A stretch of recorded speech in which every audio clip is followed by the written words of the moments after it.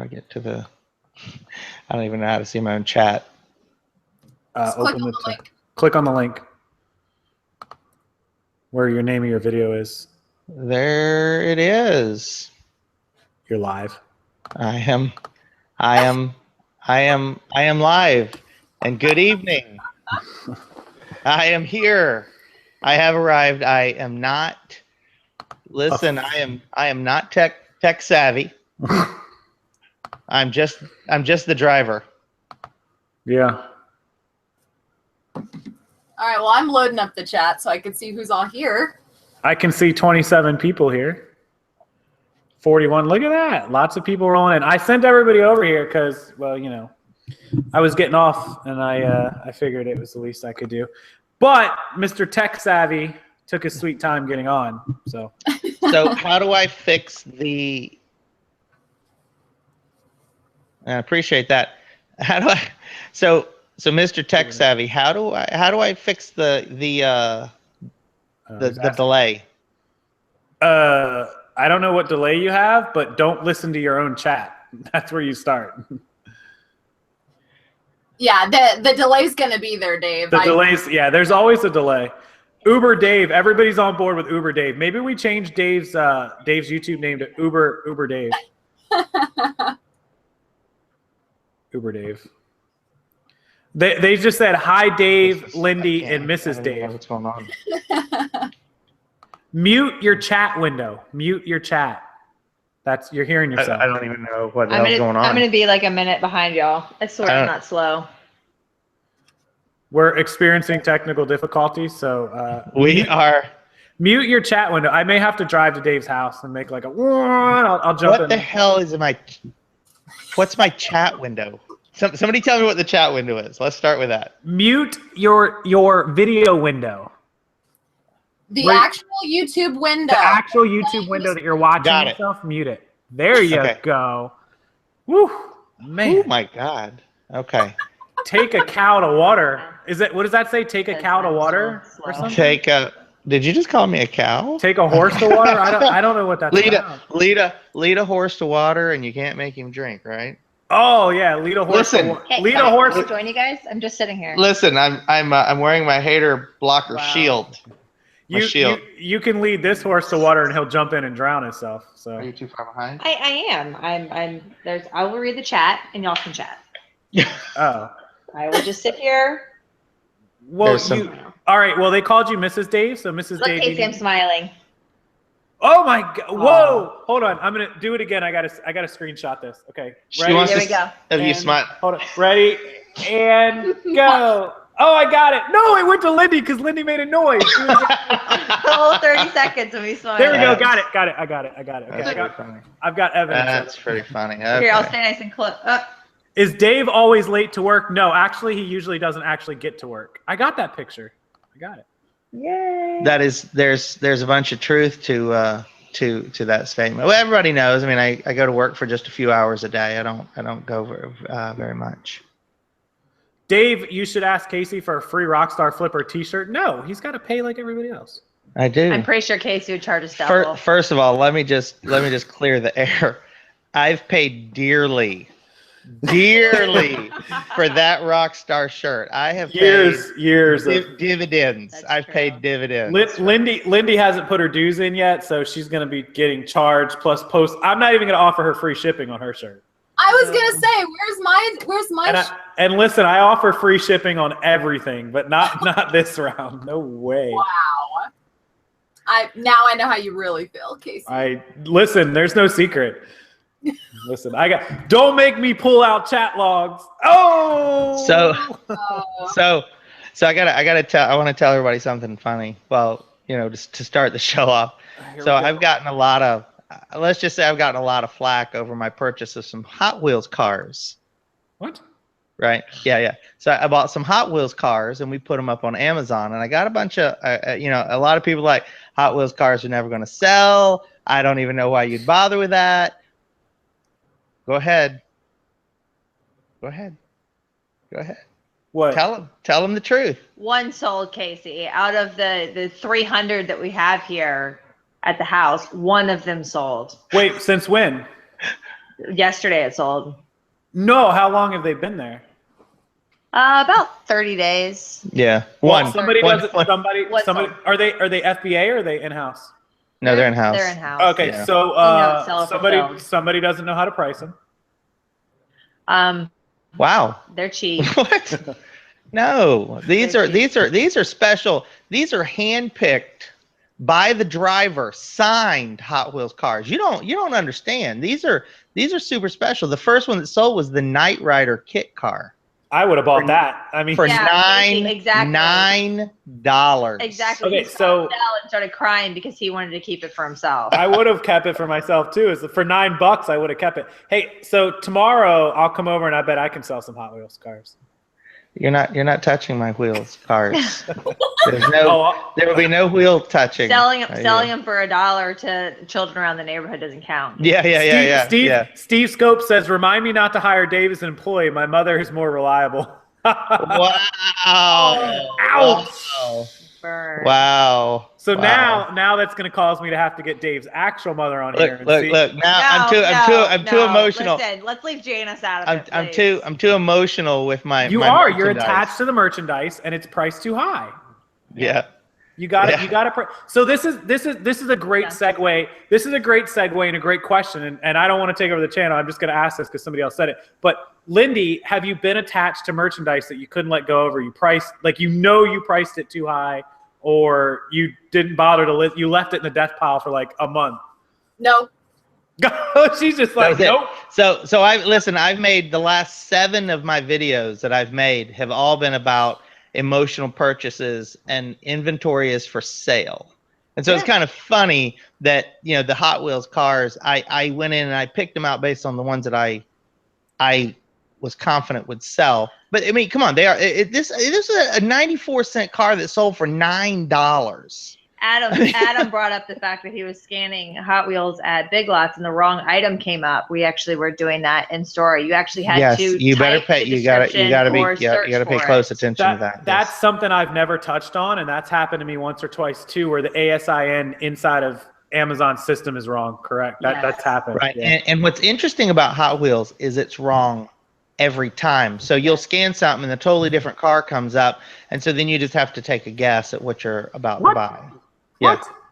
Guess? Yeah, We don't guess. Oh, I guess. Oh, I guess a lot. One day I said, I guess I'm going to be friends with this guy. Wait, what happened?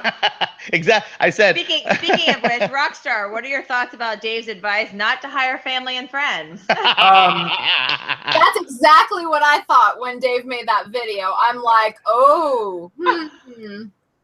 He knows my thoughts, but he's in a very, very unique situation. The answer to hiring friends and family, since I'm not on my channel, is no. Wait. Daphne didn't come over with you? No, I've explained. Casey understands my feelings. There's a point where it becomes complicated. Now, if we'd have had this talk 6-7 years ago, it would have maybe made a difference. But your business grows, and you the people that come closest to you are the ones that you bring on board. And as I said in the video, it gets really complicated later down the road. And okay, so I have to cut you off because I thought I was about to say the chances of anyone seeing this that mattered are 0, and my mom's now in the chat. So again, I could say it, and Daphne knows it's complicated when you hire family. So here's the complicated part. It's not the part about that you're going to wake up one morning and be like, no, you're not going to wake up one day and be like, I want to fire you. Like, that's not it.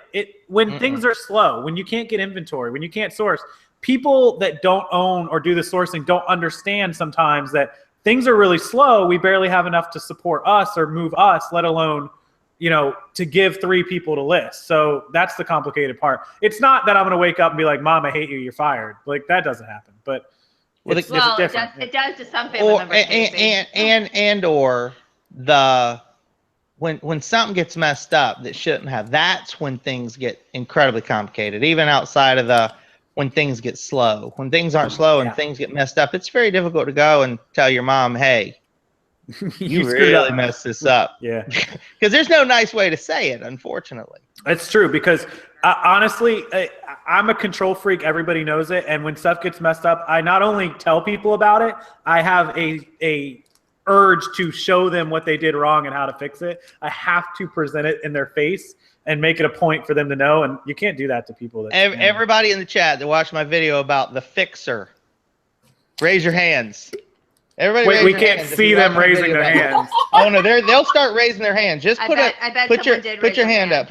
Say raise hand in the chat. Everybody that watched the video about the fixer, who understands? See, Casey's a fixer.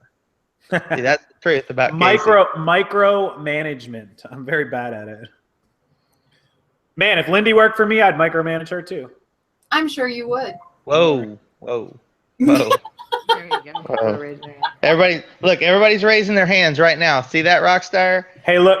I'm looking for a new employee. I just made a video about what happens when somebody's a fixer and they become the boss, and then it becomes a really difficult situation because you can't fix people. You can't fix it. Well, Lindey, Exhibit A, you can't fix it. And what can I fix? Can you put Mike down for a minute? Thank you. That's mean. Rude. That's mean. Listen, I want to be on that show. I want to talk football with that guy. I'm telling you. You don't even know what a football is. How are you going to talk? I don't know anything about football. But Mike seems. You thought that the Super Bowl already happened.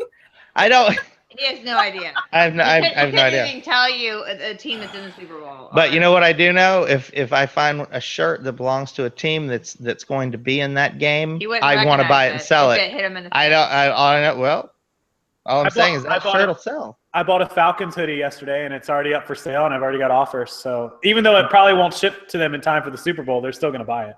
That's right, and it's going to sell for a premium. I hope so. I priced it high. We'll see. Anyways, everybody's hands are up in the chat. I like it. So, well, did you see Lindey didn't deny when I said to put Mike down? She just gave me the weird look. It's because it was Mike. Dun dun dun dun dun. Hot. That's ridiculous. Yeah, it's because you weren't wrong. What can I say? I'm never. That's typically what happens. Don't say you're never wrong, Casey. It almost came out. You saw how I had to kind of bite my own tongue there. I did. The backpedaling was real. I got to the. I'm almost never wrong.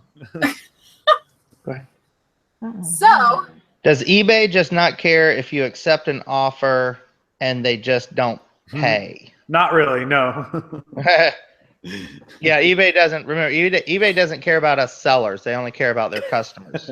Yeah, all you can do is open the unpaid item case, relist the item, and move on. There's not much else. But okay, what do you have to say about the comment that I keep getting from people? I keep getting comments from people that say that Amazon treats their sellers worse than eBay. That the way Amazon treats sellers makes eBay look like they treat them like royalty. And that's true. It depends on which side of the fence you're on. Listen, there's a reality. Us sellers do not matter because there's 1,000 more of us per minute that want to become sellers.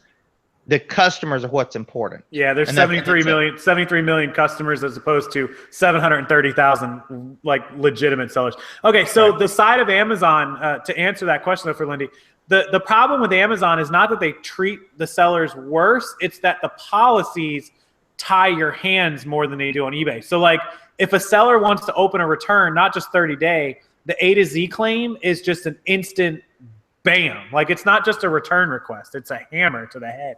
You have to accept it. The seller could say, I bought your picture frame, I dropped it and shattered it, A to Z claim, and they'll let them return it. Done. So Casey, I had a customer that purchased something and didn't initiate the return or asking for a refund. And I said, hey, well, if you want to proceed with it, let's just go ahead and start the process. And instead of asking for a refund or return, they filed an A to Z claim. And I was sweating bullets, and I'm like, hey, I'll give you your money back. You can keep the item, just please drop the case, kind of thing. And So she goes, well, I didn't understand the difference. So I had to explain the difference. So Lindey, this is something that you wouldn't, like most sellers that don't do Amazon, this is the other part they don't understand. On eBay, if they open a return request, it doesn't really hurt you. You just give the label, return the item, done. On Amazon, a return request is the same. They open a return request, you give them a label, they return the item, same. If they open an A to Z claim, it hurts your metrics. And if you get too many A to Z claims opened, they will suspend your account instantly. So people don't know that an A to Z claim is not a return. So they open the A to Z thinking that that's the same as a return. It's not, and it actually hurts you. The problem is, even if they close the A to Z or you win the A to Z, it hurts you because the metric is A to Z claim opened, not you lost it or you returned it or you worked it out. Open. The minute it's opened and you refresh your metrics, it's on there. And you can't get rid of it. They will not take an A to Z claim opening off at all, period, ever, for any reason, ever. And so that people aren't trying to be malicious necessarily, but they don't know the difference. So, yeah, so that's that. That's the A to Z claim in a nutshell. It sucks. Worst thing ever. Every time you guys open your mouth, you make me want to start Amazon more and more. Hey, but listen, the prices that you can get for some stuff is phenomenal. But the premium for the prices. I mean, you got to look at the camera that Casey got on 24-hour stream day. Fantastic example, right? I think the handy cam. That thing was like $75 on eBay. $80. You could virtually buy it on eBay and sell it on Amazon. Pretty and much, make yourself $22 after everything, and probably have those people ship it straight. I made 40 by selling on Amazon. If I had bought it on eBay, I could have flipped it and still made 20. So had I bought it on or sold it on eBay, I would have probably only made like a $10 profit. But because I sold it on Amazon, I made a $40 profit on the item. And it sold the next day, just like I said it would. It sold the very next day. I can make 500 videos about the stuff that you can buy from eBay and turn around and just put on Amazon for sale. I'll give you another perfect example right here. When I was hunting for this G7X, I paid $475 for this on eBay. The cheapest one listed on Amazon 2 weeks ago was like $599. Huh. And the one that was listed for $599 sold. It was gone like a day later, and there was another one in its place for $599. Different seller. I could have bought this for $475, sold it for $595, $120 room minus fees. I could have probably made $70, $80 if I resold this right off eBay to Amazon. And so the question is, has the video quality been worth the $90?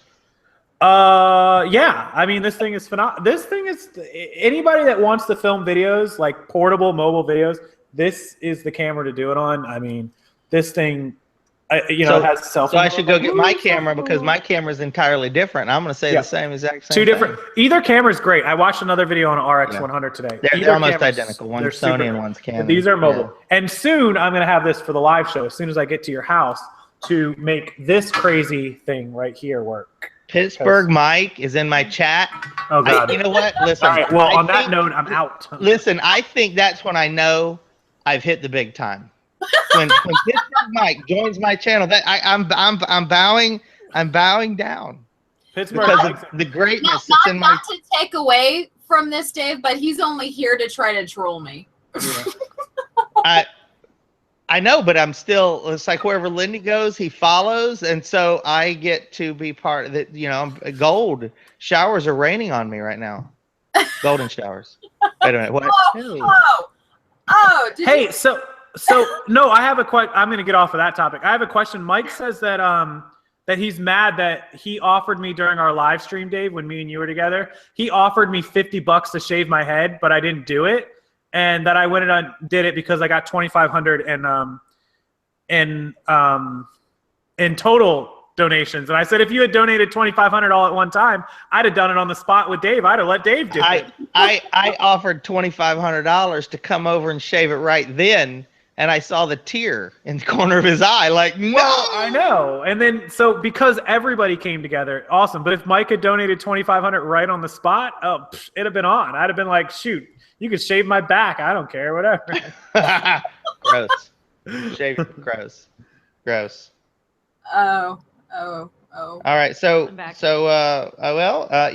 interestingly, we have no questions, so this is making it nice. We could just talk, and you guys are just hanging out here with us, all 150 of us, right? I know, 143. We lost. We Yeah, lost. but there's about only 10. there's only 37 likes, so we need more likes. We need some likes. There's 142 that have not liked us. It's like 103. The problem is that here's what I think is going on right now, right? So what I think is we got like 140 people in here. 3 people just left. Well, I'm not clicking like. I'm out of here. Yep. First of all, right? So I think the rest of them are like, well, I mean, do I like the video because it's Dave's channel, or do I like the video because it's Lindey, but I don't like Dave, or do I like it because Casey's on here and I don't like the It's other actually two? they're just not liking the video because I'm here. We need an additional button on there that's just like, click like people do on the Facebook thing now, where they do like a happy face from like one a happy thing and love, a like. that's what we need, and then we'd be able to see what was going on. Dave, did you double subscribers since a 24-hour stream? Wait, you had a 24-hour stream? Or you had an 18-hour stream, right? 18-hour stream on the I was part of the first 18 hours of that stream, and I did not participate in the last few minutes. In the home stretch, he bailed on you. I did. I bailed out. I actually stayed in the chat and I moderated until like 3:30. Yeah, it was late. It was really late. So yeah, I had one guy stay up until 8 a.m. I got to the rambling delirious stage. It was not good. Like, I was pretty close. I was there. I think more maybe more subs come over to sub for me from Lindey's channel than Casey's channel. I'm not really sure. There's no way to show that. You would have to download an Excel export of your subs and then compare them to ours and see who shares more, her or me, out of yours. I guarantee it's probably hers. My subs are, and I'm going to say this, my subs are like loyal to me and they don't like any of you. They're all mine. You can't have them. I know. Quite possessive. Yeah. All right, now I want to see in the chat how much of that is true. Well, I have to identify. Betty A hung in there with Casey. Betty A. She did. So BQ Retro. The entire video, I won't say which one, but one of the entire videos I made in the last 3 days was all about his email to me. And I hope somehow you made the right choice, man, because I was really kind of scared. I got to be honest. Is that email you told me about? Yes, that's one. I made a video. I made a whole 20-minute video about the complexities of his problem and wanting to go from a job and part-time reselling. Oh yeah, just time reselling and the dynamic and the multiple of the money that you need to be able to make everything work out right. It's very, very difficult to do. I just unsubbed to Casey. Who just unsubbed? Pittsburgh Mike? BQ Retro. Pittsburgh Mike's probably never been subbed to me. So I got to tell you guys something funny. Casey bought his i8, right? And he had it 5 days. And now, granted, I talked to Casey 3 to 4 times a day. He had it 5 days before he ever said anything. And it was like a week. It was like a week. It was a week. He showed up at the office, and of course, every one of my employees come in going, "Man, you ought to see this car in the parking lot." And Casey's sitting in my office and didn't say a word, right? And all of a sudden, I'm like, "What car?" And he's like, "Well, yeah, come here." And I'm like, "What are you crazy? What have you done to yourself?" And he goes, "It's the car I've always wanted." And I'm like, "First of all, the car only came out 2 years ago, so you've always wanted it for only 2 years, right?" So I'm thinking you could have talked yourself out of this want. And he goes, "No, man, this is the car. Look at the doors. They go straight up. It's like I've got an electric Lamborghini." And I'm like, "You're probably the only person that's ever going to say that." And that made it awesome, right? So one day he comes to the office. I had a Tesla, so we had to race my Tesla and his i8, see which electric was faster. And then I said, so I'm going to go buy an i8 the same color as yours. That's what I'm going to do, just to drive it around, just to annoy you. So that's my story of the i8. Is there an i10? No. No. When there is one, I'm going to get it, though. Don't worry. No, they're going to make an i8 convertible, though. It's like almost a done deal. I can't wait. Somebody said, Casey has a fancy car like a Toyota Prius or something. It is. Right. guess. So I did go. I went and bought a Prius because I really wanted to understand what an electric car was It's like. because he was complaining about the commute, which now he utilizes that time to do drive time with Dave. That is But- true. Who would have Because- thought? Right. So I bought that Prius, and I drove the Prius for a good Trades in the couple of truck. months, and I'm like, even it's faster. So I drove this Prius for a couple months, and I said, okay, I'm gonna pull the trigger. Now, I went. hold on. Let's all pause and picture Dave in a Prius. Okay, Oh, now we I've can been in the continue. Prius. I've been in the Prius. Man, I like that Prius, and whether Casey wants to admit it or not, it's a little easier to get in and out of that i8. I got to be honest. Yeah, a little You know, bit. I drove a Prius for 2 years and I loved it until I totaled it Wait. within a year. So you both had a Prius? Jeez. Yeah. It's not actually a Prius, but somebody just asked. Thanks, Anita. That's awesome. I do try. I practice my facial expressions on my wife, and then I practice her expressions that she gives me when I practice my expressions on her back on me. So I get double the practice. Okay, whoever asked to see it. There you go. If you missed it, sorry. It's really heavy to carry a laptop around. My bad. What do you think about telling pawn shops about aged item liquidation?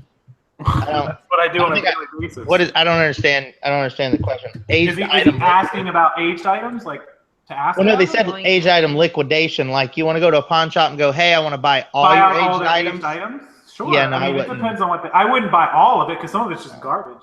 $2, $5, $10. You have a certain amount of items. What does it cost to sell on Amazon? But the cost of selling on Amazon, you get a premium, so you actually make a little bit more for items. So for some items, it's worth it to sell on Amazon versus eBay. Dave's more of a Tesla guy. I did enjoy my Tesla, and I can tell the story now because I don't think Elon Musk will come and crush me. At the time I had my Tesla, I only had it for a very short time. It was about 6 months. The auto drive system is run by radar, and the radar system in the car kept going out, so the auto drive wouldn't work. And so in the 6 months that I owned the car, it was in the shop 8 times. And each time it was a longer span. So the last time I called and said, hey, it's doing it again, they're like, well, it's going to be 6 weeks before we can see you. Oh, and by the way, the car is very dangerous when it does that, so don't drive it. Well, that's my only car. So guess what? Welcome to driving a Mercedes. That was my answer. Yeah.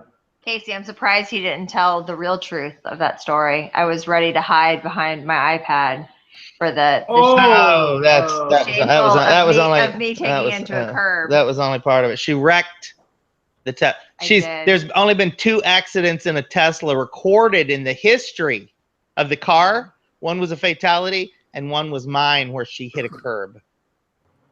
Somebody else, well, the Tesla Model X had the guy, the dude that owns the Gene company that drove it through his garage. They're still trying to see if it was real or not. Yeah, but that was also not here, right? That was in Japan. That was here. That was in California. The guy that owns some Gene company that I've never heard of. It's like a Rock Revival Gene, but it's not Rock Revival. It's some designer Gene that if you don't live in LA, you don't know what it is. Donald Coy. Was that the punchline? You just didn't tell us the rest of the joke, or I mean, if you've got something to add, man, I am watching. What do you say about?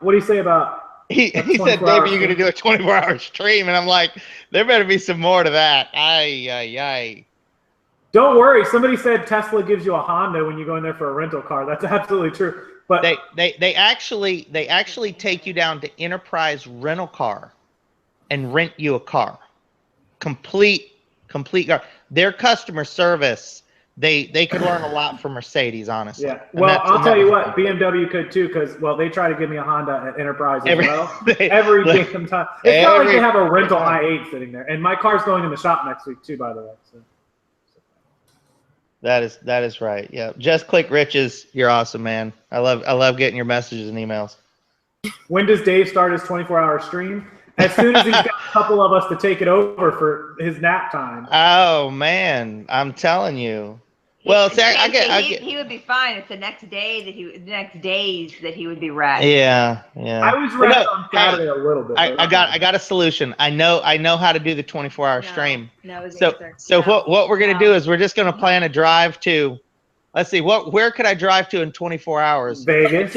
It took us 14 to get to Asheville. in the RV. You could drive. You could drive. My friend just drove to Dallas in 16 hours. Oh, that means it would take drive here to the boonies of Kansas. Or we could not. So, like in a car ride to Asheville takes 9 hours, and in an RV, it's basically 15 hours. So, yeah, that's about right. I could drive to Texas, and it'd take 24 hours, and I could do a Google Hangout on my phone, plug it in. You would enjoy the company as I'm snoozing in the back. I would, because when everybody goes to sleep. Roberta wants to know when Dave's starting a stand-up comedy act. Every day. He already has. Every day. Yeah, every day. Casey can tell you. So I have lots of stories, and I'll give you guys a little preview of one. Years ago, I actually owned a nightclub that I converted into a comedy club. And one of the second nights that the comedians came in, I had this promoter, and they brought all these comedians in. I heckled a guy to the point where he was done with his show because I was funnier than he was, and it really was ridiculous. I think Casey was hanging out at the bar, enjoying the show. Of course. Ouch. I just got hammered by Blue Gorilla Flipper. He says, my BMW's sweet, but if I had more sales, aka made more money, I could have a checkered floor garage and an R8. And rename yourself, to. Wait a minute. Wait, what? Who said that? Blue Gorilla Flipper. Blue Gorilla? If I made more sales, aka made more money, I could have a checkered floor garage and an R8. You could, or you just, go and finance it and you make a payment and then you cry about it every day. I could have that. I could have had an R8. I test drove R8s and I didn't buy it because that's not you.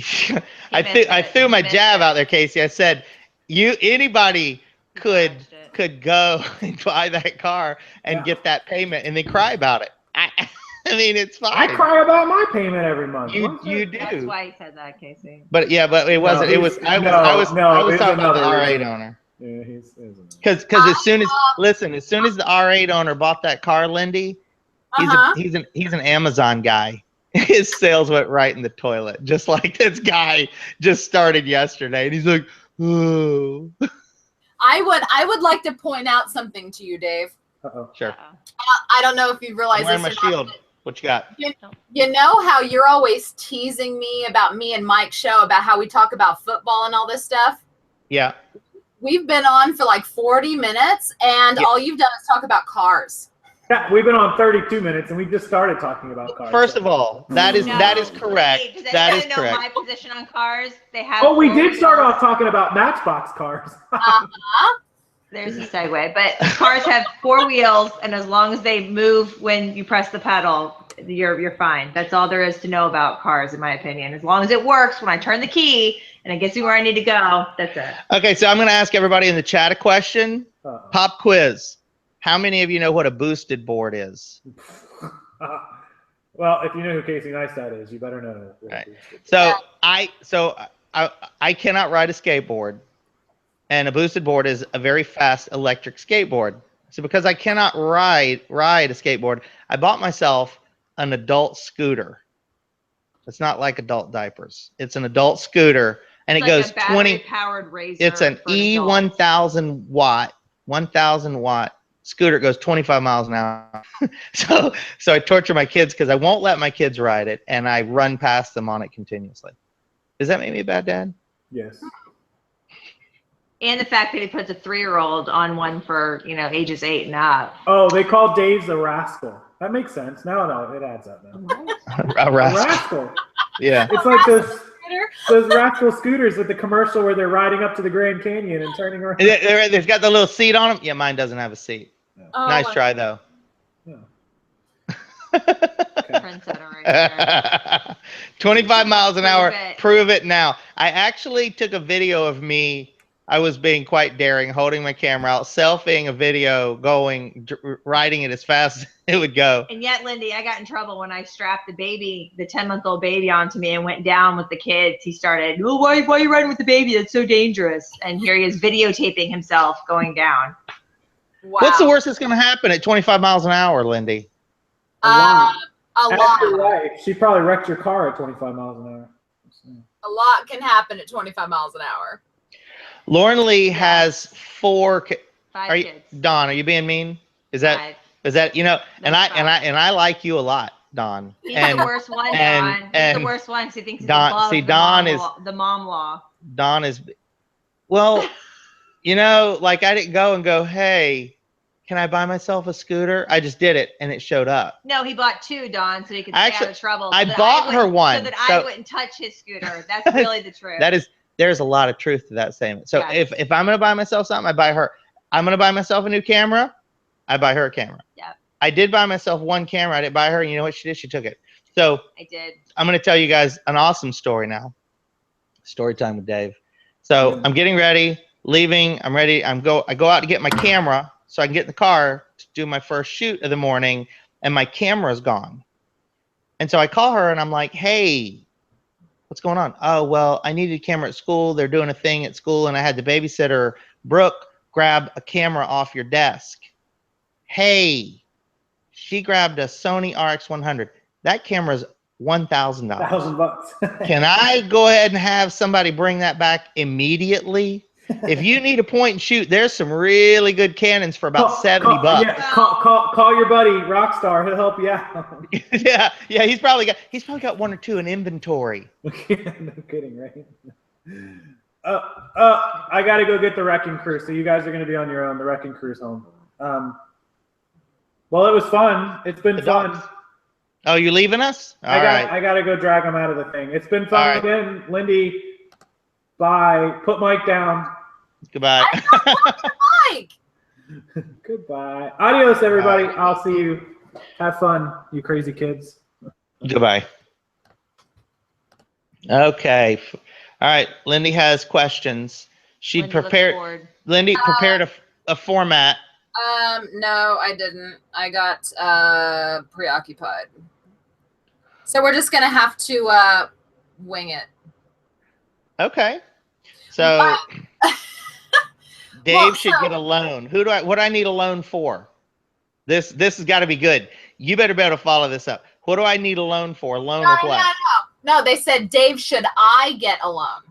Oh, Dave, Thank should you I get? for I can't reading. read. No. I'm like, do I need a loan? What's going on here? Does somebody know something about me that I don't know? Should you get a loan? Right. So I've talked a little bit about maximizing credit, and now that it's just us without the rock star, I'm gonna tell a story about 1,500 video games that I bought today, and I put them on the ones that I told him not to talk you told me about. but here, this is first of all. Go ahead. Okay. Go ahead. Okay, listen.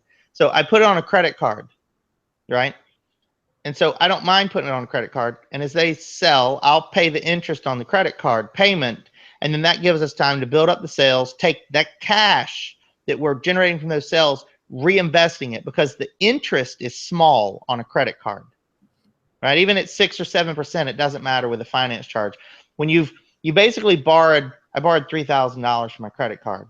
I bought my video games. I put them up. I'll sell them for $6,000. Then we take that $6,000, and I've explained this 100 times.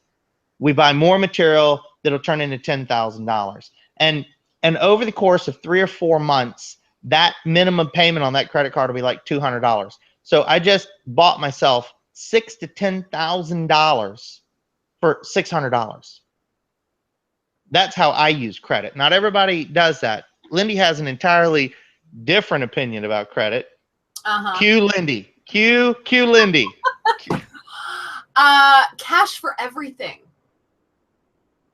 Credit absolutely terrifies me. It absolutely terrifies me because, but I mean, we're in completely different, levels and situations. Like if I was going to use a line of credit to do any kind of sourcing, I would have to take like no more than $500 of cash money and buy a whole bunch sample and sell it to see how fast it sells, how much it sells for, just that kind of thing. And then I might consider taking out a line of credit to, buy a pallet or whatever.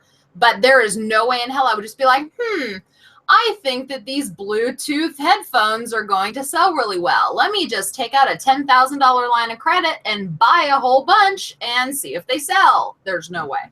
Sure, it's weird that you mentioned Bluetooth headphones. As we're sitting here sharing a pair. No, I know why she said that. I know. I'm on the inside of that joke. I know what you're doing. You know what I know exactly what you're up to. The answer to the question about the video games, and of course, because everybody hates it because I talk about video games. So I know a guy that knows a guy that knows a guy. So being that I know a whole bunch of guys, let's see if I can say this without it. So basically, I know a guy that will sell me brand new returned video games from Groupon. So it's not like it's customer returns, but they're just video games that there's nothing wrong with. So I can buy that material and I get to buy them from them for a couple bucks because they've been shipped out to somebody. They were open. Basically what happens with video games and iPods, iPads, and computers with Groupon returns, people buy them, they use them, and they return them, especially video games. Because when you think of it, like you can go and you can buy a video game, you bring it in, a kid plays it in like 4 days, he beats it, you just return this $40 game back to Groupon. There is no exceptions. They will take everything back. You can return anything to them, no questions asked, used or not. So people have taken advantage of that. Of course, Groupon stock's taking a huge hit. I mean, we don't get games for $1. Only makes sense for you. Yeah, and it's a matter of, it's because I have a relationship with Groupon. I can also buy video games directly from Amazon, but these are things that I don't typically bother talking about because not everybody can do it. It was only a matter of how I paid for those, and that was the reason that it got brought up, that I used a credit card to buy the games for her to sell, because I don't sell anything, and I don't know anything. And I'm just the driver. He is the driver and gets to he swiped his card in that transaction, not mine. But it was not in the best part of town, so I decided to bring around a bodyguard a little for some company. I've noticed in the chat that you only respond to comments that are in caps. Who, me? Yes, you've only picked out the caps ones, and you've like skipped over everyone instead of Hey, staying limit in myself line. 30% of available credit, and I monitor credit constantly. Oh, and the ones with the Dave's numbers. methodology is it is the same.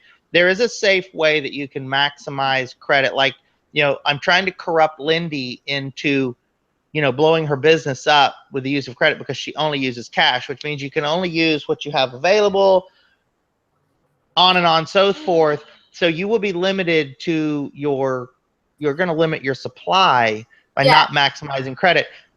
I told the story in a video where when I started off, I had no credit, and I actually had to use my mother's credit cards because I had no credit. This was a long time ago, but this is when I was buying and selling at flea markets. So I would have to use those credit cards, and even as years went on and I got my own, I would maximize.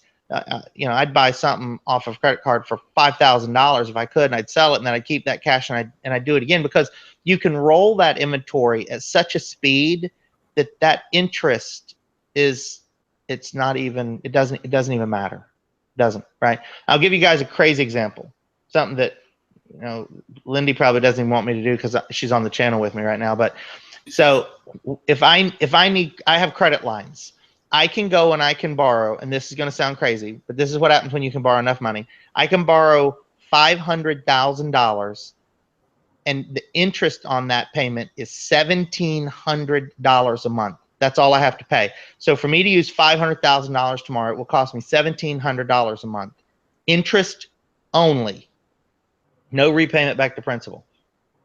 Hi, all caps. Everyone's doing. I know they're just doing. All so caps, I had a couple. There was one up here that asked about lighting. What about lighting? The softbox kit Nicole recommended. Having problems with it taking with my iPhone 7 Plus. The phone board comes out gray. Suggestions on additional lighting to buy. Yeah, it's actually like I want to say it's $53 or $56. It's a 600-watt lighting kit. I cannot tell you the name. It's an Amazon pick. See, if we were better at the whole YouTube thing, we would put if I was, I could be like, hey, here's a link. But listen, you don't need to spend any more than $55, $56 on Amazon to get a 600 watt, and it's 600 watt video lighting, continuous lighting kit. That's the key to it. You don't want to buy lights that want to connect to like flashes on cameras and flash on cue. You just want the lights to come on. 600 watts of natural light. It's like $56. Why resell? Maybe resell used games? Why resell used reseal? You know, that's just kind of I would say that's like a personal choice on games. Like, okay, to give you an example. So if you take a shirt and you take a picture of a shirt on a what are they called? A mannequin, and you make the picture really nice, and then you take the shirt off and you put it in a nice vacuum seal bag with some linen and a bow around it, and you take a picture of that and you include it with your listing. It makes people feel like it's been handled better, even though it's used, versus taking a picture of a piece of clothes on a hanger that you've got hung on a wall. Like you're implying or giving the impression that something has been handled, taken care of better, and that would allow you to actually make more money on an item. And it'll also increase your sales, which I've talked about a few times, about the way you're going to write your listings and the better quality photos and the titles and being very descriptive. I grow just fine with cash. I just paid my. Well, see, and that's why, Dave. That's why. Dave, read me in caps. What do I do with junk games left over from my bulk buys? So you want so you would bundle those up. Like you could take 10 or 15, 20 games left over and put them in a lot for like, I don't know, $30, $40 on eBay, or yard sale them. Go ahead, Lindey. I cut you off. I'm sorry. I feel terrible. I was just going to continue on what was being said earlier about how you can't really scale up your business without using a line of credit, and that's why I was saying that I would have to take cash and invest small first to make sure that that item is going to sell. And then I would be willing to get a line of credit if I felt like, okay, well, I sold, $500 worth of this item in 30 days. I think that it's very possible that I could get my money back in 6 months, that kind of thing. So I completely see how you would use a line of credit in order to scale up your business, but I wouldn't just jump into something on a hunch. At least I haven't. No. It takes planning. Again, and that's what I'm here for. Shoot me a huge email. Tell me what you want to do. Outline it. We can go over numbers and give you an idea of what you're actually going to cost, because you need to have about 6 months worth of money set aside and understand where all your products, what's your supply line looking like. If you're going to go, yeah, I can go out to a thrift store every day and I can spend $100. I'm going to say no. Don't. You can't. You've got to be able to say, hey, I can go to the bin stores and pull in 500 or 600 pieces a day. That I'll agree with. But if you're going to go and try to piece to a thrift store to support, a business and repayment of a credit line, fine. you can't. It's fine for do a it. household or for additional income, Right. but not. Okay, so there was a question here about you got to get a camera. The comfortable table life. Sorry. What? ADD. Right. I don't know. You need a good camera. Do you have a cell phone? So the key to really good pictures is lighting.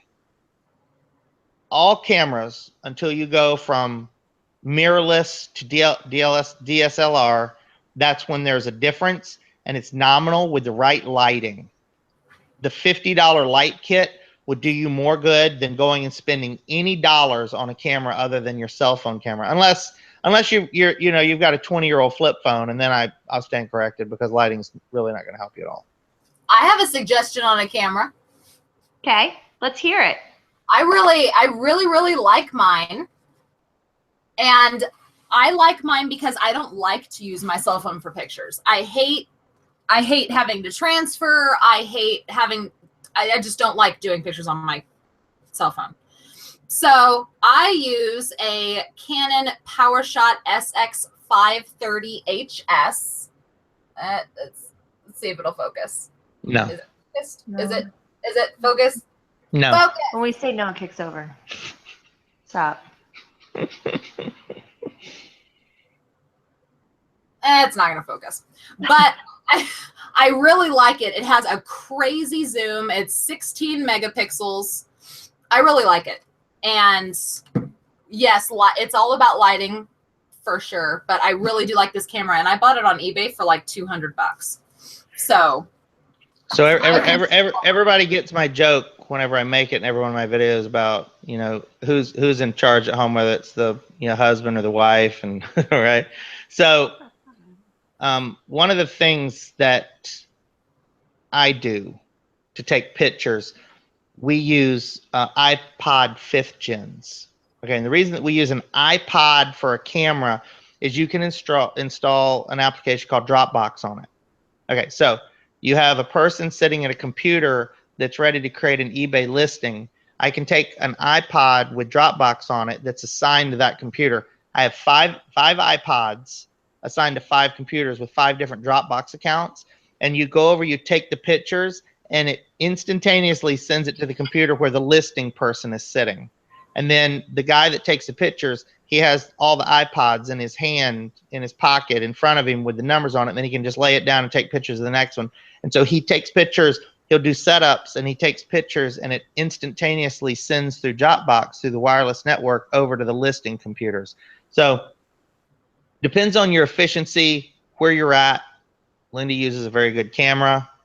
When you get to a point where you have a few listers and you need to be able to keep pictures coming, that's one way that I've figured out how to do it efficiently.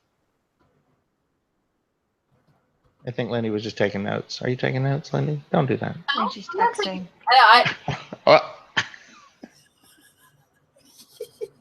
Boom, caught her. Just ignore me. Just ignore me. Oh, wait, he was doing that for most of this. That is not true. I don't think we could get a word in edgewise. I like that Lindey, and we had talked about this, about rotating the pictures in eBay and the difference of having a camera with an SD card and loading that directly into the computer that shouldn't have to rotate every single image. That is true. Yes. That is true. I don't have to, with my camera, I don't have to transfer everything to the camera. I literally, you know, pop this out, stick it into my computer, and upload the photos directly. There's no transferring. There's none of that. Doesn't that have Wi-Fi connectivity, that camera you got there? Yes, it does. This also. So, right. So you could turn the Wi-Fi on, and here's what would happen. The Wi-Fi connectivity sends the pictures that you just took on that camera to your phone, and then you set your phone up with Dropbox, and that means the pictures would go into Dropbox and automatically go to the listing computer, wherever it may be. Say your listing assistant that you've got. You could take pictures and they'd go to where she'd have access to them. So then by the time you take the product there, the pictures are already there and you don't have to do anything. Yeah. Although if I have the camera here and I have everything here and she's at her house, there's no way that she would be able to get the pictures. Or a drop, well, yeah, if you do Dropbox, and I know he oversimplified it, Lindey. I know. It's so much easier for me to be like, "Hi, Melissa, do it." That's just instead so of here's easier. The clothes. I don't have to do anything. I don't even have to give you my SD card. I don't have to do anything. Here's what I want you to list. Here's the stack. The pictures are in your Dropbox. Catch you later. Maybe one day I'll get there. Maybe one day I'll get there. But it's just, I am not very tech savvy, and that works. Neither we. Listen, Lindey, we're sharing a pair of headphones right now. You're sharing a pair of headphones and trying to tell me how to go about using Dropbox. Exactly. I know. I'm not smart enough to get some sound going here, but I. Oh, when clearly, 20 minutes I clearly not can have the echo. Listen. I clearly can come up with some processes to get some listings up and make money. So, sorry, we're doing this for free, and I'm not very smart. Google Drive, Dropbox. It's very close. That is very close. I do have a question for you, Dave, that I needed some Dave clarification on. Okay, so. Something about Amazon. Okay. Amazon is a $250 billion company that controls the entire world. Hey, I can give you an interesting piece of information that Walmart, this is kind of for everybody, Walmart now offers free 2-day shipping, trying to compete with Amazon. Yeah, I saw that. I saw Yeah. Walmart is doing a lot to try to compete with Amazon's 2-day shipping. And Walmart was also, I don't know if they're still doing it. I didn't look into it, but they were also going to start doing the grocery thing, just like I was just about to say that they've got a big push down here on the grocery department. And actually, I was Facebook friends with somebody that said that they ordered a jar of peanut butter of some sort, and it was whatever, $3, and they didn't have the correct ounceage size of it, so they actually gave them a 5-pound tub of peanut butter for the same price. Or we ordered some stuff that you could only get from Walmart. I drink these. It's like a muscle milk. It's a protein drink thing that I drink, and it come in all damaged and beat up. And then you call Walmart and they're like, "Did you order something from us?" And I'm like, "Yeah, here's your order." Right? They don't even know that you've ordered anything from them. Their system is so out of whack. But anyway, my question. So back to Amazon. Yes. Yeah, my question to you is, I have this stuff that, you told me to do merchant fulfilled first, right? That's right. But It's called getting your feet wet. But I just foresee so many people wanting to utilize Amazon Prime that they're not even going to look. Like, I've had someone comment, and one of my subscribers commented, and it made perfect sense to me because I'm the exact same way. I will pay a little bit more for that free Prime 2-day shipping. So why would someone pick merchant fulfilled for either the same price or a competitive price when they don't have guaranteed 2-day Prime shipping? Right. So the merchant fulfilled side, you have to be cheaper, clearly, to draw the business. Mm-hmm. So this is just a matter of getting your account going. So you said, hey, I want to get started. How do I do it? We spent 3 hours talking about how to get started. And this is one of the things that I don't clearly answer to everyone. To get started on Amazon, you need to do merchant fulfilled so you can make your price as low as possible. So you always are at the top of the list. So when somebody clicks on new or used, you're right there. You're right in their face. You cannot get the buy box because you're a new account. So it's very difficult within the first 45 days. You have to get past that new seller. Then when you can get the buy box, at that point, well, that's when you want to start looking at how much bulk you can get to start shipping into them. But you want to do it with items that are going to turn quickly for it to make sense, because you lose roughly $2 more when you're, so like for my Hot Wheels cars, I can't send those into them because I won't make any money. I'll be broke. I'll break even. Yeah, I lose like 30 cents, and I don't want to do that. So that's a merchant fulfilled item because I just like to have them up there as filler. And then at Christmas time, when everything, bumps up 25, 30%, then it's completely awesome because then you actually are making like $3 on something you spent 94 cents on. Huh. Okay. All right. I will stick with merchant fulfilled then, I guess, and get going. Because to get going. Huh? Just to get going. Just to get going. Yes. At what point would you say, yeah, you could probably go ahead and give FBA a try? So I would just suggest you get about 500 sells. Once you sell 500 things, you'll be you should probably be, maybe within, your first 30 days or 60 days. Then you could say, okay, then you'll start FBAing items in. Your price points have to be a little bit higher, so you're going to have to look at the margins of each individual item. So like we have a whole bunch of stuff here that we could FBA, and then like all the Hot Wheels cars that we wouldn't FBA. So there's plenty of stuff that we could, but we don't. Okay. Okay. So what I'm understanding is do what Dave says to do. There is some methodology to it where you got to worry about getting some feedback built up on your account. You get unlocked on there's some categories that you automatically get unlocked on after like 60 days. where you don't have to ask. Okay, so that becomes automatic after 60 days. Or even within the category that you're open for. Like, for instance, I started doing video games, and I can't do Nintendo DS games at all until I've had my account for 60 days in good standing and have feedback. So I have to prove myself and prove my account, my ability to fulfill orders before that is open. Man, they're sticklers, aren't they? I thought eBay was bad. Yeah, but then once your account, once you've got your account in good standing and you got a positive rating and you've got all good feedback, the sky's the limit. Then you're getting a premium on everything, and you start sending stuff into FBA, and your life will change. And then you can't find enough stuff to send in because stuff will be selling so fast. Because once you've got a positive rating, their system indexes for you get a bonus basically. So you get to come to the top of every search, and there's so many benefits to the way Amazon system works versus eBay. Okay. So Dawn just said something in the chat, and I want to talk about it again.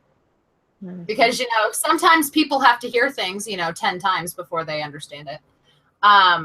So you told me that I should go ahead and do the $40 seller, whatever it is. Yep. But I don't even think I have 40 items to sell. So wouldn't it behoove me just to pay the individual fee per item rather than spend $40 a month on a seller's account? Well, if you don't ever intend to go over your build it up, I mean, that's kind of a circular question. But so your own confidence is shaken. You're holding your own self back. You're doing everything that. No. What I'm saying is, okay, let's say tomorrow I want to start listing the stuff that I have on Amazon, right? Yes. Well, if I don't have 40 items to list, then I should probably wait until I have over 40 items to list and then sign up for this seller account, or no?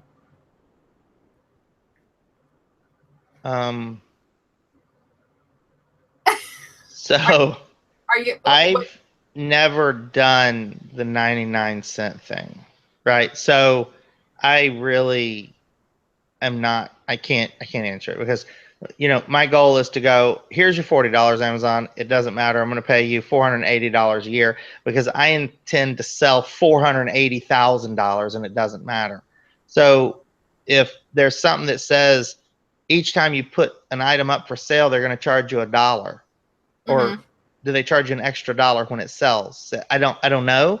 So that means you put up your 40 items, and then they charge you, and then you later go, okay, I got my 42nd item. Charge me $40. I guess it kind of matters of what level you want to take your account to. Do you want to be hovering around that 50 item mark, or do you intend to get up to 100? Yeah. And I just want to say there was a comment in the chat. I responded to the chat that I'm not worried about losing $40, I'm not worried about the $40. I'm just trying to make the smartest decision, because if I only sell 20 things, it's like I'm wasting $20. You know what I'm saying? Right. No, right. So why waste it? I mean, I'm not worried about losing the $40. I'm worried about wasting money. I mean, if there's no point to it. Right. You are, so see, you're very, very consistent. This is going to sound crazy, but it's the same principle as, hey, Lindey, why don't you use a credit card? Because you're not going to pay that interest. You're not going to pay that finance charge. You're not going to pay that fee when you can use the money in your pocket to make your purchase. It's the same thing. To you, it's paying another fee that's not necessary. When it's not necessary, you're just simply not going to do it. Yeah, I'm stingy. Yeah. That's it. This is how I roll. I'm stingy. There's a 30-day free trial. Huh. I think there might be. Yeah, Kinetic, you were the same way with an eBay store. Exactly. That's why I didn't scale up to a premium store when I could have, because I was content with just paying the insertion fees, because I'm like, I don't want to obligate myself to $60 a month. you know, what if I decide not to list that much one month and then I'm still paying $60? I'll just pay the insertion fees and, you know, whatever. But I finally did it. Right. Well, and one So of the- so people had asked because I had talked about the promotional fees on one of my earlier videos, and a couple of subscribers like, hey, I can't find the information on doing that. I tried to talk about it this morning, and I meant to look it up, but my account is the super something. It's not. I don't know what it's called. I have the top store, and it's like $400 a month that I pay for, and that's why we have the ability to have promotions, and my listing fees are like 17 cents.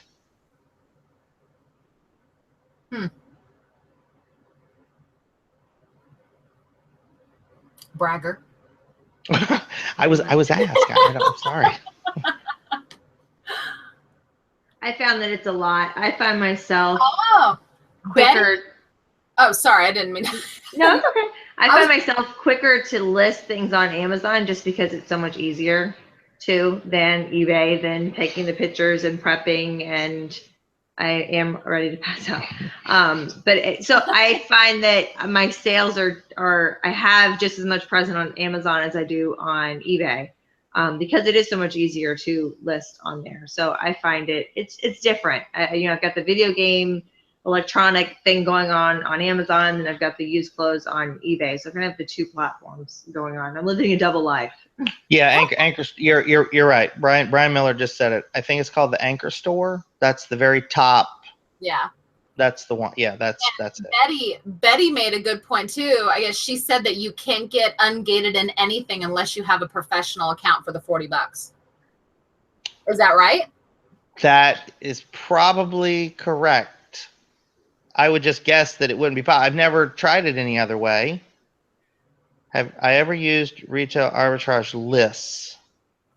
I didn't know there was a list, and you have my attention. Don't tell Lindey. So Lindey will be the first person. So is there some list that says there's something on sale, and it gives us like percentages off, and it would tell me where it's on sale? Because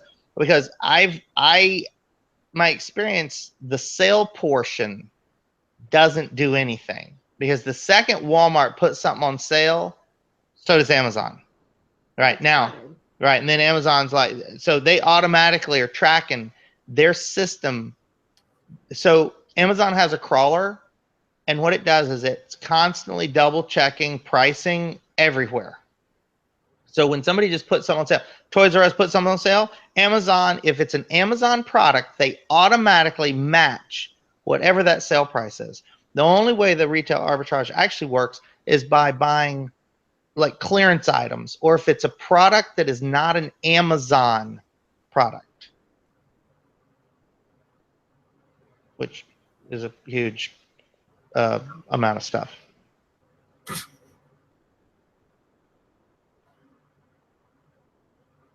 You got a bunch of good clearance stuff, right, Lindey?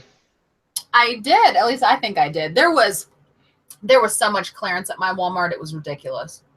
Like it was everywhere I looked. There was 4 separate clearance sections across the entire store. And the one that was near the toy area had like 6 aisles of toys. But the problem was nothing was really clearance. Really? Nothing was really clearance. Like the original price was $18.88 and it was on clearance for $16. So it's like and then it was selling on Amazon for $12. It's like, well, that's why we were telling you that when you go and do that and you're looking at those stickers, there needs to be 3 stickers. Once you see that they've changed the price 3 times, that's the bottom price. Now, which is interesting because there's a level price there where once Amazon has repriced something 3 times clearance, or Walmart has repriced something 3 times to clearance, I've never been able to find out what happens to the material. Like, what happens when they just don't sell it? Or does it just sit in the clearance forever and ever and ever? Like the store manager, no one would ever tell me, because at that point I'm like, yeah, where can I back a truck up? Because that's what I want when you guys are done with it. But I can't find that part out. I've tried a lot. Huh. Walmart just tells me to go away. You'd think that they would be eager to sell stuff, though. Yeah. You know, if they can't get rid of their clearance, you'd think that they would be all willing to, you know, be like, yeah, are you wanting to buy stuff? Hey. But I mean, I did find a lot of good things. What I am finding though with the retail arbitrage for Walmart is, at least for my Walmart, I don't think I'm going to be able to double my money ever. Like I spent, you know, the closest I got was spending $7 to make a $4 or $5 profit, or spending $11 to make a $5 profit. And yes, profit is profit, but usually I try to at least double my money back in profit. You know, if I spend $3, I expect to make at least $3 or more. Get dollar for dollar, yeah, dollar for dollar, yeah. But then it also, I think the exception to, and it's just the exception to my rule. If I spend $11 and I'm going to sell that item and I'm going to get back $15, can I scan that item? And it's because it's got a sales ranking of, and I talk about calculators because of the calculators that we bought when we went into Walmart when we were camping one weekend, and the whole place, the whole wall, like I think they were just trying to close that Walmart up. The whole place was on clearance, and these calculators were $14. They were ranked 30, just 30. And that's why we got back to the car, normally scanned them in, put them up for sale on our phone, and they sold in 30 minutes, all of them. So yeah, we thought it was all one buyer buying all of the calculators. Is how quickly they all flew. So when something sells that fast, it doesn't matter whether you're making 50% profit, 75, 100, 150, 200%, because it's such a fast turn of your money. Yeah. It's well worth it. But you never know. You never know. Those calculators could have sat until school season. I mean, you don't know. You don't know how many people might have bought them and put them on Amazon. I mean, it's such a toss up. Well, so, but I mean, I think that stuff that I got has a good enough ranking to where it'll sell fast enough where I'm going to be fine making, you know, a $5 profit. And another reason why I don't really mind making like a $5 profit on an $11 purchase is because I got multiple of that particular thing. Yes. So it's limited work. It's not like it's going to be a whole bunch of work. It's not creating 10 separate listings. It's going to be creating 2 separate listings of 5 of each thing. And so, I mean, that's why I don't have a problem with that too. Just like, you know, there's things that I show in my sold videos where I'm like, yeah, it's a $1.50 profit, but you know what? I bought a case of it, listed it once, and it's already paid for. So now every time it sells, yeah, it's only $1.50, but it's no more work. I'm already doing shipping. All I have to do is drop it into Poly and it's good, you know? So that kind of stuff, when it's multiple quantity stuff, I don't mind taking a little less profit just because it's less work.